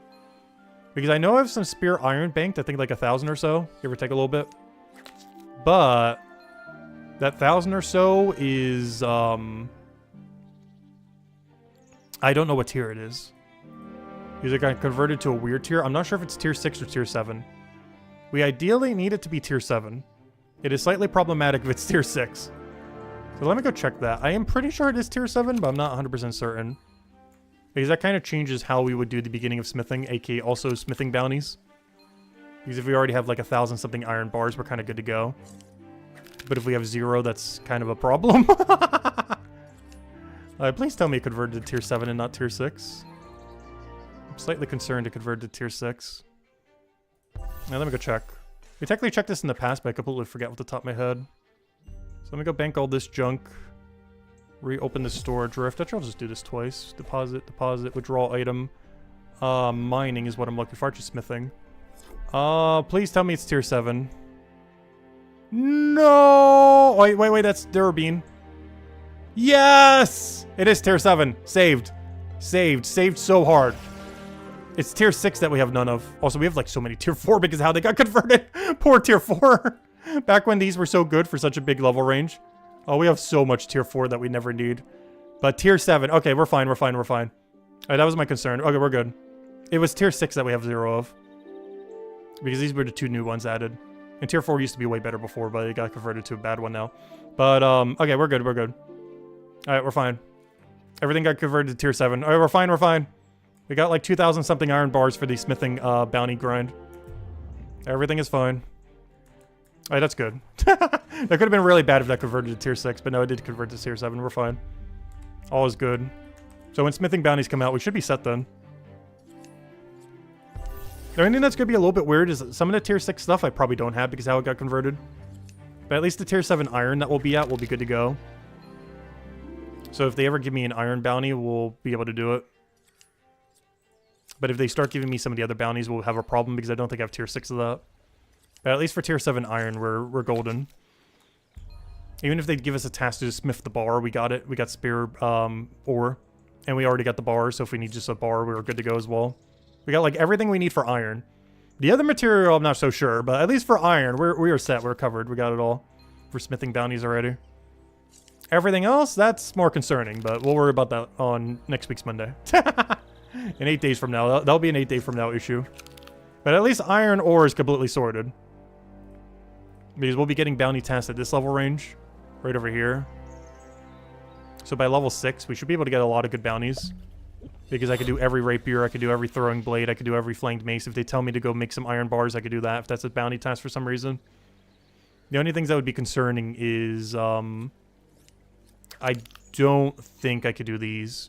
Both from the carpentry supplies, but also because I don't believe our other things could convert it to tier 6. So I might have to go mine some of it or do something, I'm not sure. Or just buy from the shop if we're just doing the bounties just to do them quickly. But at least we're set on iron. We have more than nothing banked at least. The only problem is I'm only going to be at level 0 bounty level. By then, I'm not going to be at level 6. So maybe preemptively beforehand I should train it a little bit off my iron ore and make a bunch of rapiers beforehand. So I might end up doing that some on one of the days. Now we'll just do it the day of since we have the bounties. I might honestly just wait till the day of. And if we have to burn some money doing some of the other stuff, we will. Because we're going to have downtime in between. Because they're likely going to be a 1 hour bounty system again. And if they are a 1 hour bounty system, then, you know, we're going to be limited. So in that spare time on 2 Mondays from now, in 8 days from now, we'll go and do, we'll go and process some of our tier 7 iron. Because it'll be the best XP rate we can get. And we'll do that in between the bounties in order to try to get to level 6 so we get better bounties. Because I assume it can give you a bounty for each individual one. And we really want them to give us bounties for all 3 iron-related material. Whereas initially, they're only going to be giving it to me for rapier because our level's going to be too low. So during that day, while we're doing smithing bounties, we're going to try actually training our skill to level 6. I might even go dump all my XP into smithing for that day. Just so that we can get to level 6 so we can get a better bounty set up for the day. So we'll start off with pretty horrible bounties, but then by the end of the day, should have a really good bounty board. It should mostly be iron stuff that we can actually do. With already banked iron. So that'd be the game plan for that then. Try to get like 6 smithing levels in one day using using the new blacksmith bounties. While also training it normally, of course. But yeah, that'll be the game plan for 2 Mondays from now then. We'll try to get 6 smithing levels while doing bounties plus processing that iron.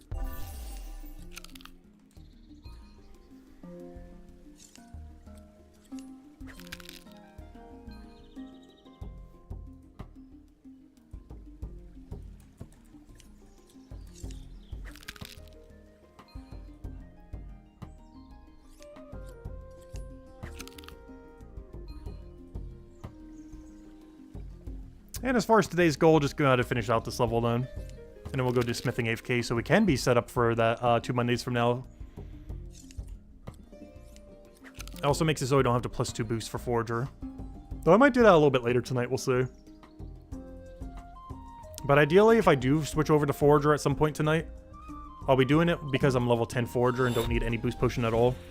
If I don't have time to get level 10 Forager off stream tonight, then I'll probably just do smithing bounty all night. Or smithing passive, I mean.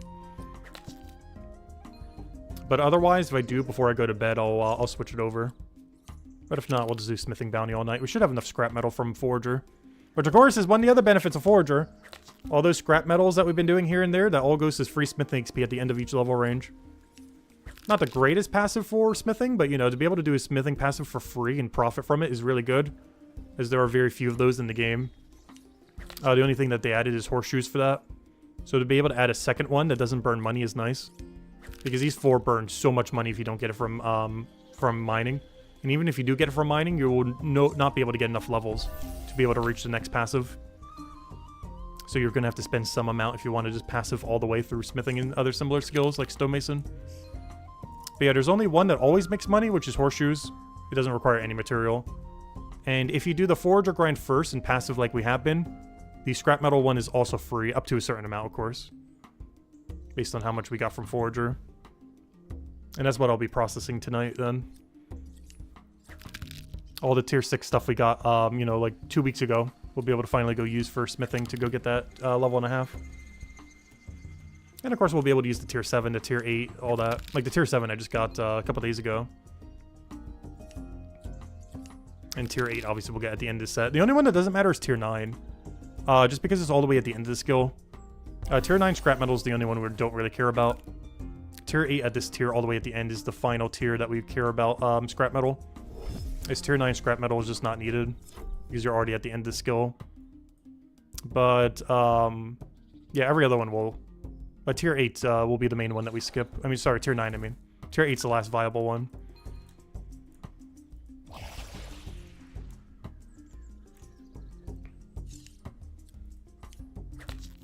So that means we only have to do scrap metal one more time then.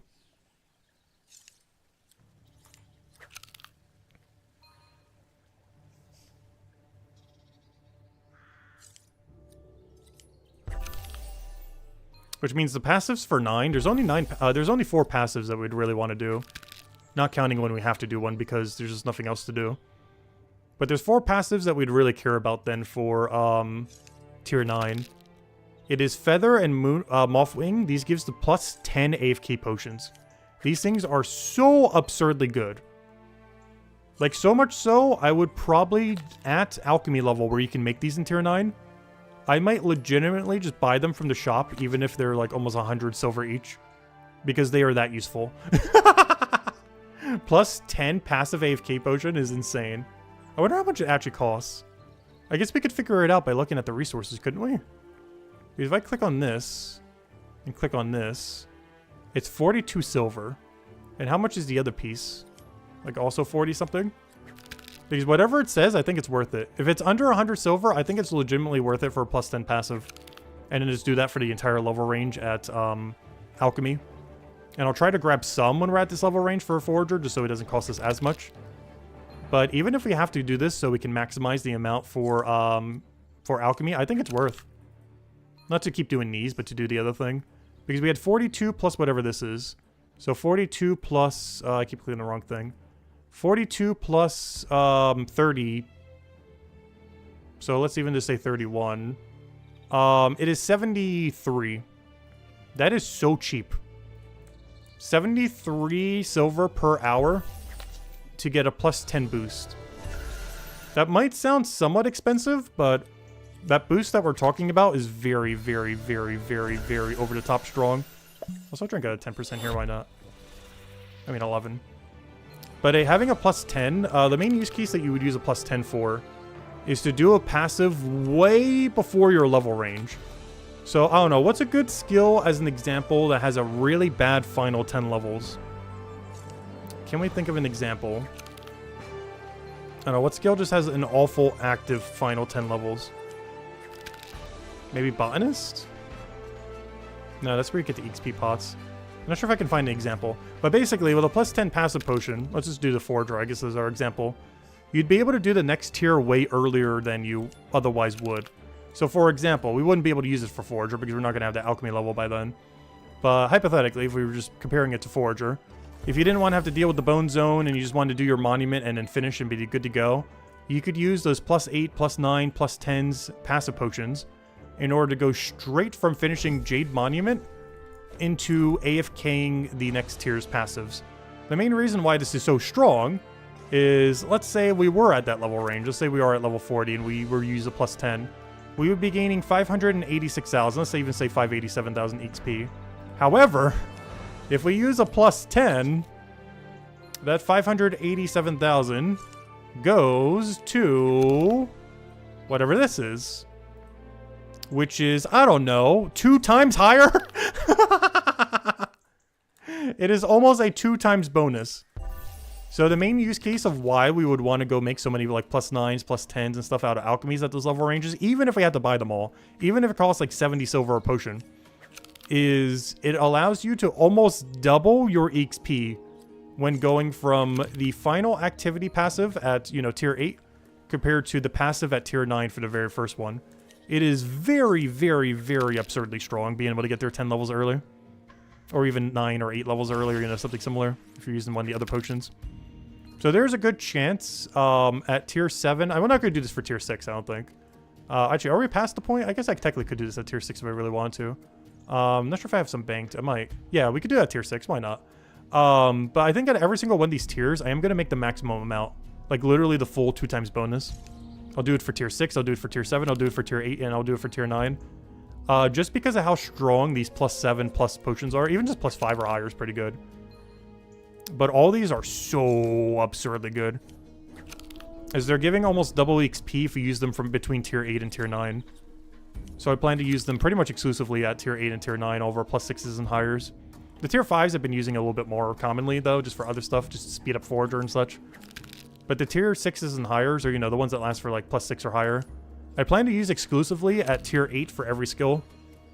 As be able to skip the tier 8 final passive and go straight to tier 9 is so much XP. For almost every skill, it's basically double XP. Like, let's show it for Bone Right, for example. I'm not sure if I would do it for Bone Right, just because this one's so free. But if we hypothetically wanted to go use this for Bone Right, what we would get at the final one here is 558,000. And what do we get at the other one? It's going to go from 558 to 965,000. So it's going up by, gosh, like 60, 70% something. It's absurdly good. But we'll be utilizing that for pretty much every tier 8 to tier 9. So instead of using the final passive on tier 8 for everything, we'll do the first passive of tier 9 with a boost potion. And it's effectively the equivalence of, you know, like a mega potion. Like a 50% potion or something for most skills. It is super good. Like, it makes the 14% look laughable.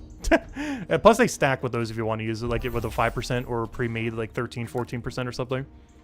It stacks, so you could technically double dip as well. Like, you could use one of those boost potions and drink a 14%. But compared to just using, let's say, a 14%, it is laughably weak. Compared to doing that at that level range. Because we're talking like 40, 50, 60% bonus for some skills. Especially if something uses a tool bonus, whereas the previous one didn't. Which is actually applicable for Forager. Because even though it's comparing the number to the other number, where scrap metal gives, you know, 631 compared to the other one that ends up giving, you know, 900 something. Which only sounds like about a 50% improvement. But it's actually a bit more because scrap metal does not use a tool. But you know what does use a tool? Sea Slug uses the net thingy, which would give us 10% bonus. So this is technically like 1 million XP per hour, pretty much. Like just under, just shy of it. Whereas the other one's like 600 something. So it's even more of a benefit there as well. In those kind of situations. So yeah, it's crazy how strong it is. And for the same reason why we ended up making so many of the plus 4s when we did it at like, you know, level 200 alchemy in the previous set of the game, is the same reason why every single boost potion, even if I have to buy all the supplies, so we will be getting some from Forager for free, but even if we have to buy all the supplies, we'll be doing it for the maximum amount of 2 times bonus. So we'll be doing that for tier 6, we'll do it for tier 7, tier 8, and tier 9 for alchemy. until the 2 times bonus is completely depleted, just because the potion is so strong. And on an Iron Man, you can't just buy it from other people. Though if I had to guess, that probably is the most traded potion. Or one of the, as far as like how much it's worth. Because anything that's a +5 or higher, honestly, you could probably sell for 100 silver each. Not to mention the other one has inputs costs of like 73 silver. Which you could probably sell for almost like 150 silver each. They're just so strong. But there's probably so few people actually like mass making them. So if this game has any economy, that's probably one of the few things that's actually worth something. One of the handful of things that probably has a really good like high demand. Or every passive potion that's like bigger than a +5. Or a +5 even. Technically anything bigger than a +2 would have some value. But you can buy +2s from the shop, so you know it's not as worthwhile. It's that +5 where it really starts to get enough of a gap where it's a lot better than the +2. Just because of how much earlier you can otherwise use them.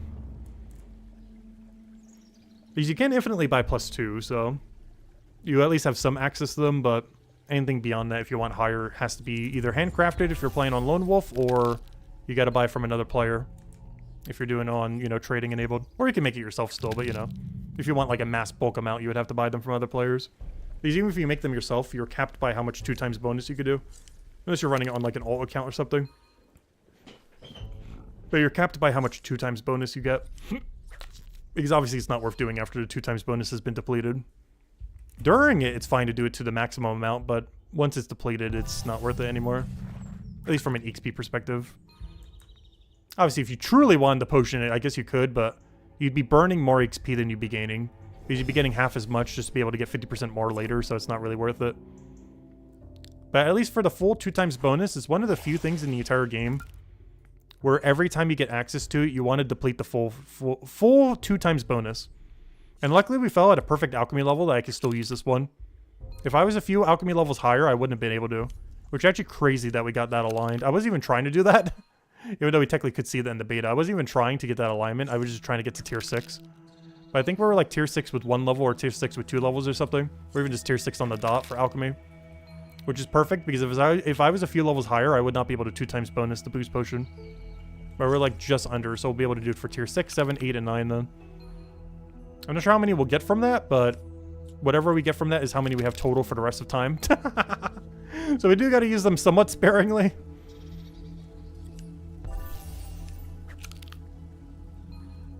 Because the only other time they would be worth making is if we were completely maxed, which is not happening anytime soon. The best passive in the entire game is to go make the +10 boost AFK potion. Not because you would be using them for any skill, because obviously you're maxed. But, and that's hypothetical. But it would be because you would need it for future chapters. Like chapter 5 and 6 and 7, so you could +10 AFK boost all the other ones. It's worth it at every tier, but the biggest one is from 8 to 9 is when you get the biggest benefit from it. But it's technically worth it from like, you know, 0 to 1, 1 to 2, you know, so on and so forth. For the same reason why the +4s and +5s were really good in the previous format. For pre-200 to post-200. Because you were getting like 4 times the XP. You don't ever get 4 times the XP in the current state of the game, but you know, 40-50% extra is still insanely high. Going from like tier 8 to 9. And all the other ones are still pretty high too, like 20, 30, 40%. Even if it's not as high as tier 8 to 9 gap is. It's nothing like the old 4 times bonus, but it's still pretty good. Way worse than it was back in the day, but still very, very strong for tier 8 to 9 and a few other level ranges where it's applicable. Anytime that you're skipping to the next level with a AFK activity is really good. Especially obviously on skills that are slower to train, like smithing, stonemason, carpenter, stuff like that. Being able to skip that extra XP rate is really strong there. Which are the main areas we'd ultimately end up using them. I've used them a little bit on Forager just for the sake of it. But most of them we will be saving for production skills. As they are the biggest beneficiaries of skipping forward a little bit. With smithing, stonemason, leatherworker, and carpenter probably being the main ones. I guess we could technically do it on alchemy as well.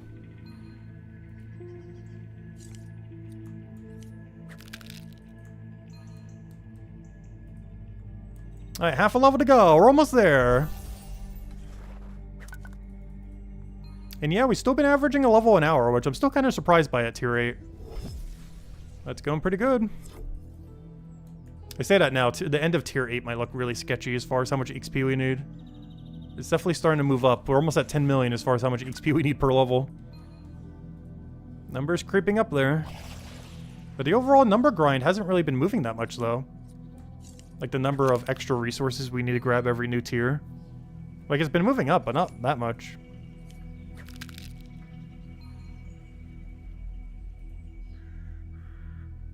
In some cases, based on how I passived, I actually got more material at tier 7. Or, sorry, at tier 6 than I did at some things at tier 7. Just because we passived a little bit differently, and those few level difference was actually enough to make it that way. Because the amount of extra that we needed for the level wasn't high enough. So just passiving a few extra levels was already enough to make it so we got more from the previous tier rather than the following tier that we need to get more of. Which shows that the amount more that we need to get each level is very small. If a few levels sets it off that much. Oh, I meant to double there. I'm trying to adjust the seat. Oh no. Actually, that kind of works out because now I can use the double with the XP pot. Not like it matters too much, but there we go. But yeah, half a level to go, and then we'll go do smithing AFK. This will actually be the first time that we'll get to see it as well, since the, well, this will be the first time we ever do it. But it'll also be the first time that we've ever seen it since the launch day of Milestones, like 20 days ago. Or 21 days ago, technically. Because, yeah, tomorrow will be the 3-week mark of, Milestones being in the game. That's crazy. It's almost been a whole month since this new system. Doesn't feel like it's been that long. Probably because we've been doing like so much Forager in between. It just feels like one big Forager day. It's not Forager month, it's the endless Forager day. One day that lasts forever and it's all just Forager. It's been 3 weeks already. As of tomorrow.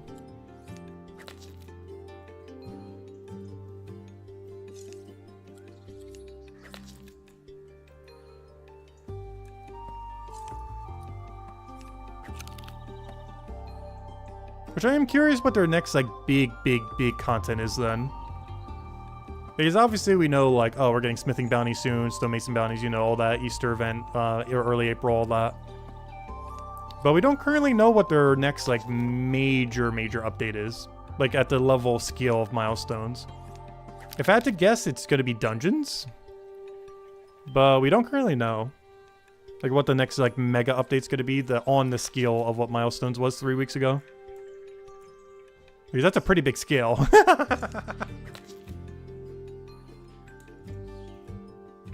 Because we've only really had, like, one other patch in the history of the game that's been as big as the Milestone one.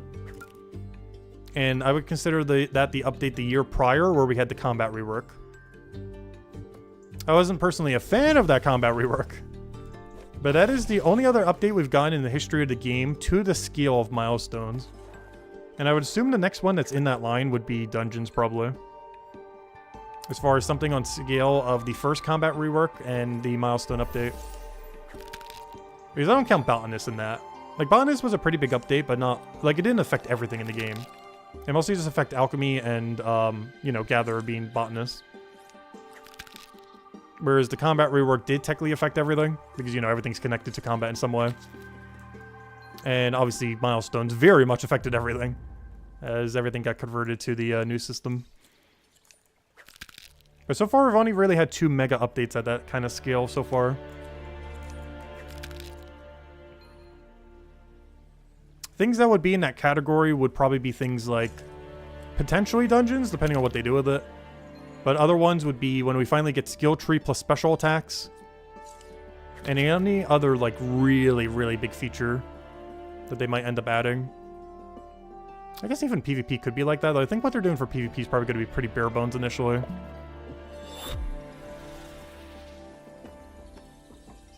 Yeah, I'm trying to think of everything in that category that would probably be from the Milestones thing. Or, you know, what they're currently planning in the near future. And the only updates I can think of that are going to be that big are dungeons, depending on how they're done. If they're all released almost at once rather than, you know, trickled out. As well as special attacks slash skill tree for combat. And Stonewall Hill. Those are like the 3 other things that would probably happen before 1.0 that are like on the scale of the Milestone update. Is Stonewall Hill releasing, the combat tree slash special attacks releasing, as they're likely really heavily tied together, and what was the third one? We were just talking about it. I already forgot. Oh yeah, and dungeons, depending on what they're like. The only thing I'm concerned about with dungeons is they might trickle them out like they do with the other two systems. Is my only slight concern with that. Is instead of getting like one mega ultra update, it's going to be like, here's a dungeon, and we're going to keep adding more over time. Because we don't know how they're going to release dungeons yet. If they're just going to do one mega update or kind of, you know, slow trickle it out. Kind of like how bounties are right now. Where, yeah, we're getting new bounties, but, you know, give it like a year or two before we get them all. With how it's slowly trickling out right now. Where we're getting them all, but it's going to take a while before, you know, it gets there.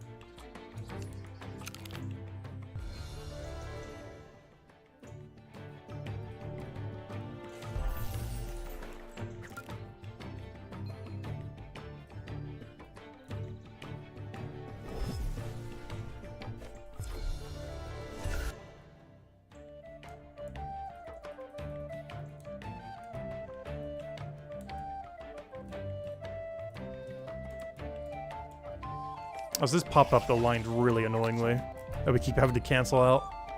I'll be able to drink the potion for it once we get back to this plant right there on our next cycle. So we don't have to deal with the pop-up 2 more times. And the other time I could probably interface walk it to the right tile.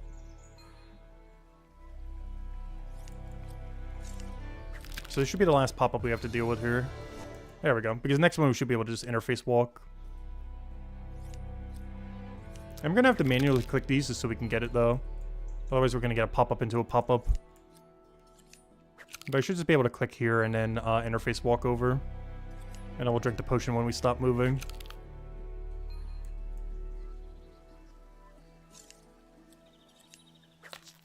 There we go. And now when we stop moving, we drink the potion.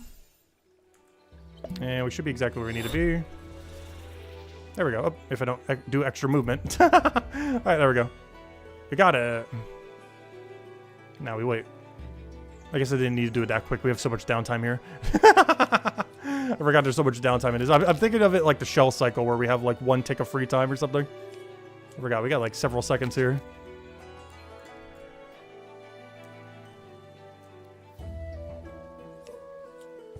Because whenever we're doing a really tight, almost tick perfect method for the shell thing, we have less than 1 second of spare time. So interface walking actually kind of matters. Here it doesn't at all. We got like a 5 whole seconds, if not longer, of spare time. We don't need to be that quick. It matters when we're doing the beach, but it really does not matter for this method. It was so overkill with how early we were.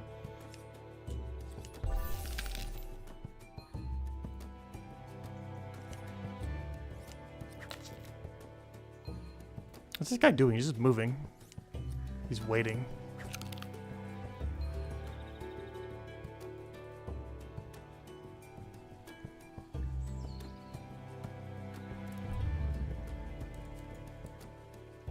But yeah, it's weird. Whenever the golden fish spawns, in some ponds, it's replacing one of the already existing fish.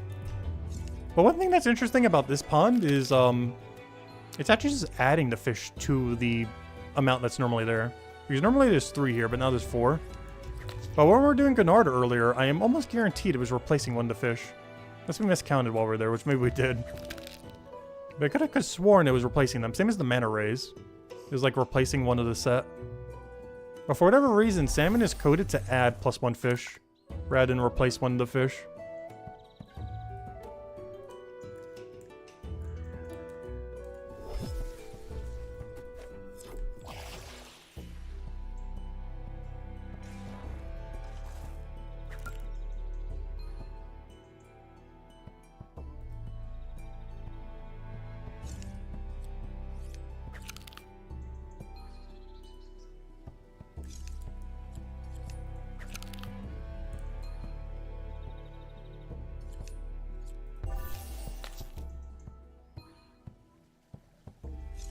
Alright, 4th level to go. At this point, double knowledge point definitely does it, though single should bring us pretty close. So it shouldn't take more than half an hour at this point. Get that down. And then we'll go do the smithing AFK. Have a nice solid 8-8 there. Then tomorrow we'll mostly go over the update, mess with everything else, do most of the forager that we need to go do off stream, and by Tuesday then we should be at 15 to go back to the beach. And then maybe we'll try a new cycle of some kind, but might just do the really efficient tick perfect one. Because the only way we can really get it better than what we're doing now is if we try to utilize double spawns. And I'm not sure if I want to go route that. Mostly for my sanity. So I might just stay with the almost tick perfect method.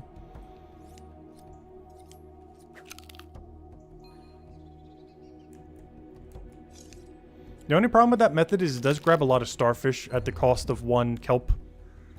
And the problem with that is our starfish is not upgraded to level 32. Which is kind of why I want to do maybe a little bit of a different route.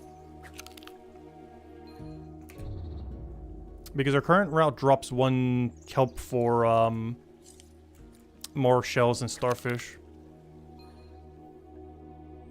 It's not too big a deal though. Like the difference of 1 kelp. Especially since that 1 kelp would also be replaced with a shell that gives more XP, so I guess it's fine. It's just the problem is we're grabbing like 7 starfish or something. But they're the previous leveled ones, not the new leveled ones, so they're kind of bad until level 32. That's the only problem with the route I'm doing. It's really good at level 32, but it's questionably decent at level 15. As the route does grab a lot of of the starfish, but they're not upgraded at the level 15 range. We'd still be grabbing the same ones from the previous tier. Which aren't awful, but, you know, they're not going to be as good as the other 2 nodes. Like, it's still good, it's just not as good. And then at 32, it spikes up again because all those starfish become better.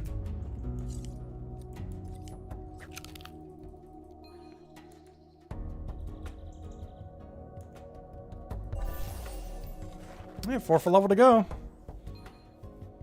Slowly but surely, we shall get there. So let's do a bell plant check. Our goal today was to get to 112, or basically 1111. We should be over that by now by a decent amount. Oh, I'm already at it. What am I doing? Yes, we are at 1355. Interesting, I did it for about the same amount of time as tier 5. Up to this point. Though we still need to keep going. So yeah, we reached our goal of getting to 1111. Technically 1112 because that's what our pondweed was at earlier. So goal has been met. Everything else is just extra. But at this point, I want to get the nice solid 8-8. Just for the clean double 8. We're already so close. Might as well just finish it. And then off stream, bare minimum, I'll go get all the pondweed to then match our bell plant. But realistically, I'll probably be doing a combination of both and hopefully to get to like 2,000 or something if I have enough time. Get our bell plant up to 2,000, so 600 more or so. And get our pondweed up to 1,000, which is about 900 more. And then going into tomorrow, we should have 2,000. And then hopefully going into Tuesday stream, we should be, well, for one, done with this grind. And by the end of it, we should have at least 3,000, hopefully. That'd probably be the target goal. Get to 3,000 by the end. So we have about half the bell plants I'm going to need for that, and a third of the pondweed. But by the end, we should end at about 3,000 tier 8s. Which, hypothetically, how much is that? Let's say that does happen. Because it hopefully should. What is 3,000 times 9 divided by 60? Oh yeah, we did this math earlier. It's 450. Because that was my guesstimation earlier, too. Wow, my guesstimation number was the exact number I just had. Of course, that's also a guesstimation, but it's kind of funny that I guesstimated the same number twice. Because that's just how the math works out. But yeah, we'd have 450 hours worth from 3,000 potions. 450 hours of AFK. And we did the math at the final tier 2. If we got the same amount, it would end up being 500 hours. But, yeah, we already did that math earlier. It's kind of funny we got the same number again with, with a different guesstimation. But it still came out to the same. See, guesstimations are normally pretty accurate. Obviously, they're sometimes off a little, but, yeah, we actually got the same number twice using 2 different guesstimations. That's because the first guesstimation was that close already.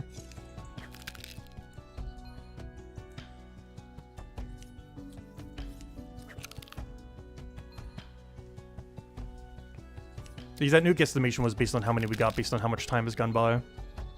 Where we should end at about 3,000 for both, roughly. Obviously, it might be slightly over, slightly under.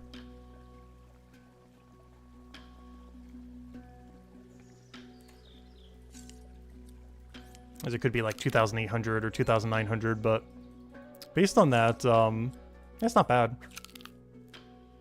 And we'd only have to do it for like 2 days. I guess technically we did some yesterday. Even if you count that as 3 days. 3 days spending our free time that we have, just, you know, clicking on a couple things rather AFK. Because we could do Pondweed super AFK. Isn't that bad for 450 minutes of AFK combat? That's not counting potion making time, but we can do that within another day. So the full process, 4 days for 450 hours of AFK combat is insane. That's over a month of AFK combat. Like a month and a half, 2 months, maybe even longer than that. For what only took a couple days, basically. Honestly, even post-max, that would probably be worth it. Like, if we were max forager, I think that might still be worth it. That sounds crazy, but I think it is. Because we did the math earlier, too, for the other thing.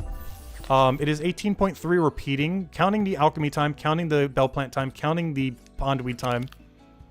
It is a solid 18 hours, technically 18.3 repeating, of how much, counting the full process, like literally everything, counting the full process, we can make 18 hours worth of passive potion per hour for free. So that's kind of worth it, even if we're max forager. Because for one, I might need it for alchemy XP. But for free alchemy XP. But it would also be 1 hour of input for 18 hours of AFK for free. At absolutely no cost, other than like the copper for the potions, but that's basically zero. But at no cost, it would be 18 hours of AFK per hour at level 9 Forager. The only big downside of that, of course, is you also need the alchemy level for that, which is a little pricey to get to, especially if you're keeping all the potions. But otherwise, once you get there, it's 1 hour of input for 18 hours of AFK at no cost. And you get free alchemy XP if you're not already maxed. If you're at like tier 9 but not maxed yet, it would be completely free alchemy XP as well.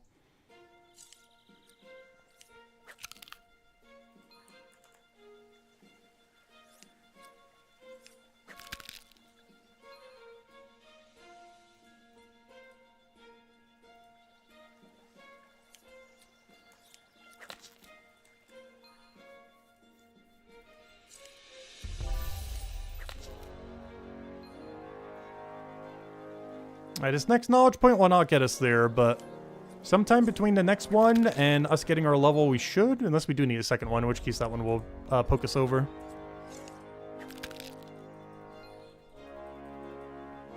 And then that would be every objective completed today. And some. And then we'll just go AFK Pondweed later. But yeah, I am curious to see what tomorrow's update's going to be. It shouldn't be anything that big, but given that's the first one of these, like, you know, patch every week kind of, like, quality of life update things, I feel like they'll bring a couple bigger ones, hopefully. So hopefully we'll have enough time with our shorter stream tomorrow. Just do that the whole time instead of having to do any Forager. Just do 2 hours going over all the new update stuff. I don't know, we'll find out tomorrow. For all we know, it could be absolutely nothing. But hoping is enough to occupy at least 2 hours.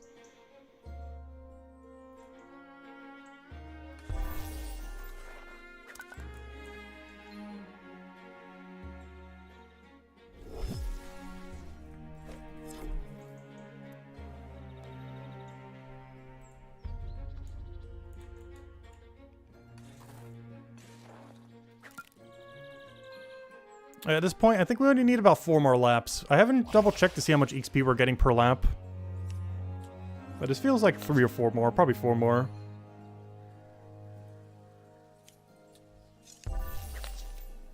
And then later today, when I have free time, I'll just do Pondweed AFK. Or, you know, actively AFK in it.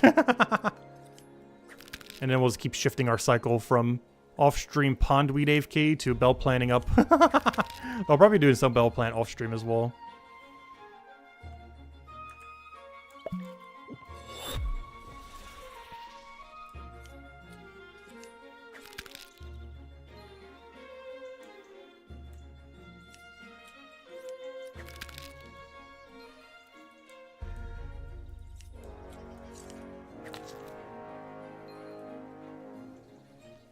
Also, I hate that it keeps, like, doing a random one each time. I believe they're both the same distance, but they're technically not.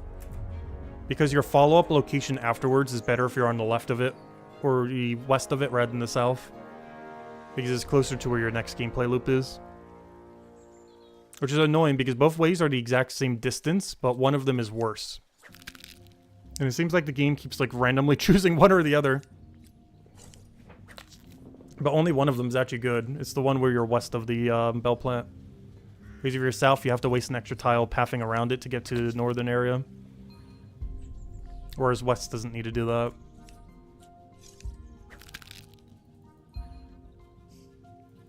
Unfortunately, the other one is always wrong when you just click on it. This one you always have to manual click to get to where you need to be. Otherwise, it will force you to the wrong tile. Oh, maybe that's the difference. Hold up. If I click here, is it moving me here? No, it's still doing that sometimes. Or maybe I want to go to there, it's doing that? Well, I need to click it next cycle, just check. Can't do it now, because it's not spawned.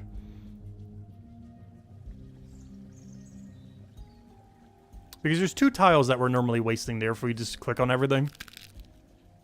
It's the one where we're put onto the west rather than the north of the second plant.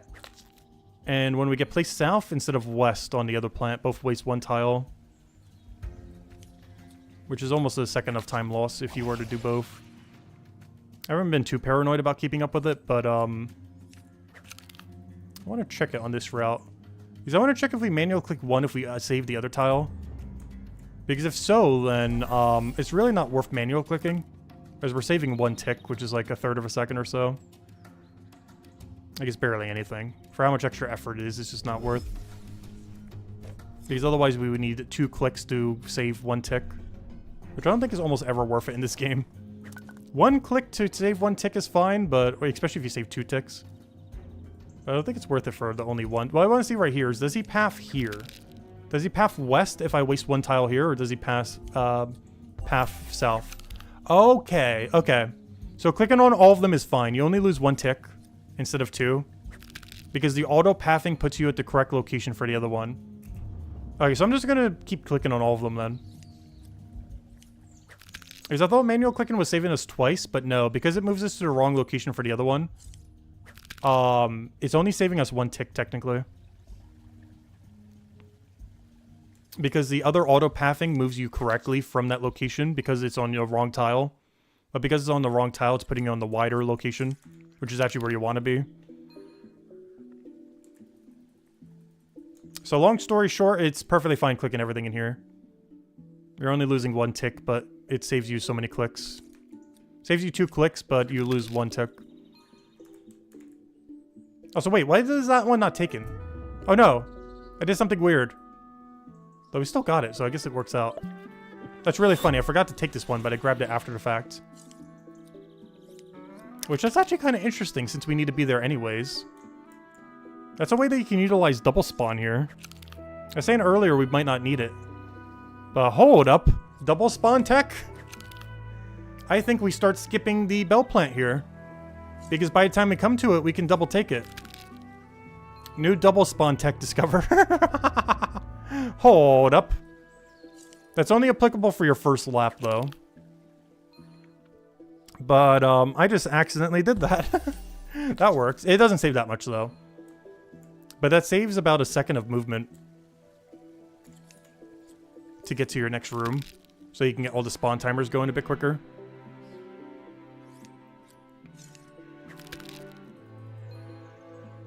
That's only applicable in the very, very first set you do. Because after you full cycle and grab the double spawn, you won't need it on every other one. But for the first set, we actually skipped this plant.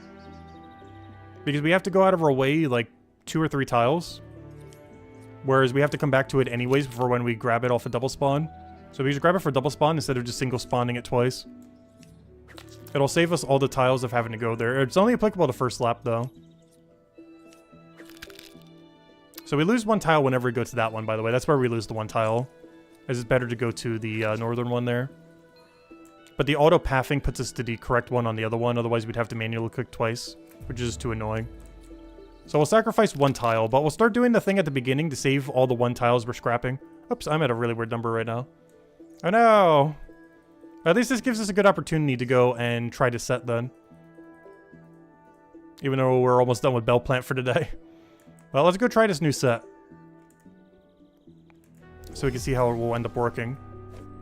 Because this should, even though we're sacrificing 1 tile every single time for laziness, just so we don't have to manual click as much. If we skip the other plant, we'll make up every single one of those 1 tiles. So normally these would be spawned. I just want to start it here so we can see the cycle. So it only works on your first set. But we grab this. We'll lose 1 tile here, that's fine. But we're deliberately not going to grab this one. I guess you could also deliberately not grab this one, depends which way you want to do it. Let's do it this way though. But we're going to deliberately let that bell plant be there. Because I'm going to have to walk to that tile anyways when we go there. Oh no, this one's not spawned yet. This is going to ruin my tileage. Oh no! This is a problem. This should have already been spawned, but because we're doing this weirdly right now. Because I took literally just 1 on accident. Alright, hopefully that doesn't ruin our spawn. We'll find out in a second. Because we need to get back to that 1 bell plant before it would respawn the others. Hopefully it will. It normally would, but because we're on a really weird cycle right now, because we did a partial over here, it's really out of whack. But what should happen is we get back to this bell plant, we grab it, and then it respawns again right in front of us. So we only have to tile to this once rather than twice when we're doing it that way. Let's see, can we get in time? Please get in time. Yeah, we're going to get in time. So we're going to grab this, and then it's going to respawn right in front of us, so we don't have to path to it twice. There we go, double respawn tech. But stuff like that is what you can do in those other rooms. That's like a really simple version of it. That isn't complicated at all. The stuff we'll have to do for the beach is really complicated with it. But that's one example of how you can use double respawn. It makes it so we only have to path to this tile once. Like, it basically makes it so on the first set we don't have to path to it twice, effectively. Is what it's doing. It doesn't save that much time, but it does save time. It saves however many tiles we initially would walk to it on the first set. Which I think is like 2 or 3, which should be about 1 second, so time saving. But you can only do it once at the beginning of the set. Because by the time we go to it next set, obviously it'll be despawned because we grabbed it twice in the other set. So it only works on first set, but it saves us 1 second. Which makes up for the 3 ticks that we missed from just clicking everything in the other room. Let's see if we can do that the other way around as well. We should be able to. I just don't think we save as many tiles the other way around is the only problem. I can do that on the other set of rooms, but we're not going that far out of our way for the other set of rooms. I'll still do it the other way around. I believe it saves less tiles, though. But with how our respawns are currently set up, I'm going to need to do it that way. Also, I will manual click here just to save the other tile. These will move me to the right there, which is bad. We want to go right there. Which actually saves 2 tiles because of how the corner is working here. So we definitely want to manual click that. It's always worth manual clicking for a double tile save. So we don't need this because we're still a little bit offset on bone spikes, but it's fine. I'm trying to mess around with the double spawns right now. Alright, so what we want to do here is deliberately skip one of these. So whatever one of these is the furthest away from path. Which honestly feels like that one. Yeah, I'm skipping that one. I think. Yeah, I'm skipping that one. I think that's the furthest away one. It's hard to tell. I'm pretty sure that one's the furthest away, though. So we deliberately didn't take that bell plant. We'll now take everything in this room, because this is the one that... You only have to do it to one of the rooms. Well, I guess we technically could. No, we couldn't, because we're waiting on the respawn of the other. So we'll take everything in this room. And then we'll get double respawn on the other bell plant to save all the time of having to go to there twice. So we only ever have to go there once. Because we have downtime anyways where we're waiting on the respawn. And we can utilize that to path over there and grab it for the double spawn. So we deliberately left this one up. We'll grab our XP pot. We'll take the plant. And then the plant will spawn right in front of us and we don't have to path for it twice. Probably should have done that to the really far one, honestly. Like the really first one there. I think it would have been better doing it on that one. Because I forgot about the next cycle. Because now I still have to go over there for, you know, this one. So we just grab this, grab that. But yeah, that one would have been a little bit better to do it on. Skip this very first one initially. So you don't have to walk back there again at any point for that set. So that would probably be the one you skip here. Whereas the one we'll skip in that room, I guess will be that one in the corner over there. The other thing to figure out is, you know, which one's the best to skip if we're going to be doing this. But for this side, I think it's this one. And for the other side, I think it's that one in the corner there. Just because it's so far from the other ones. Yeah, we'll do one more set then, even though we got level 8. But yeah, we got some new tech right now.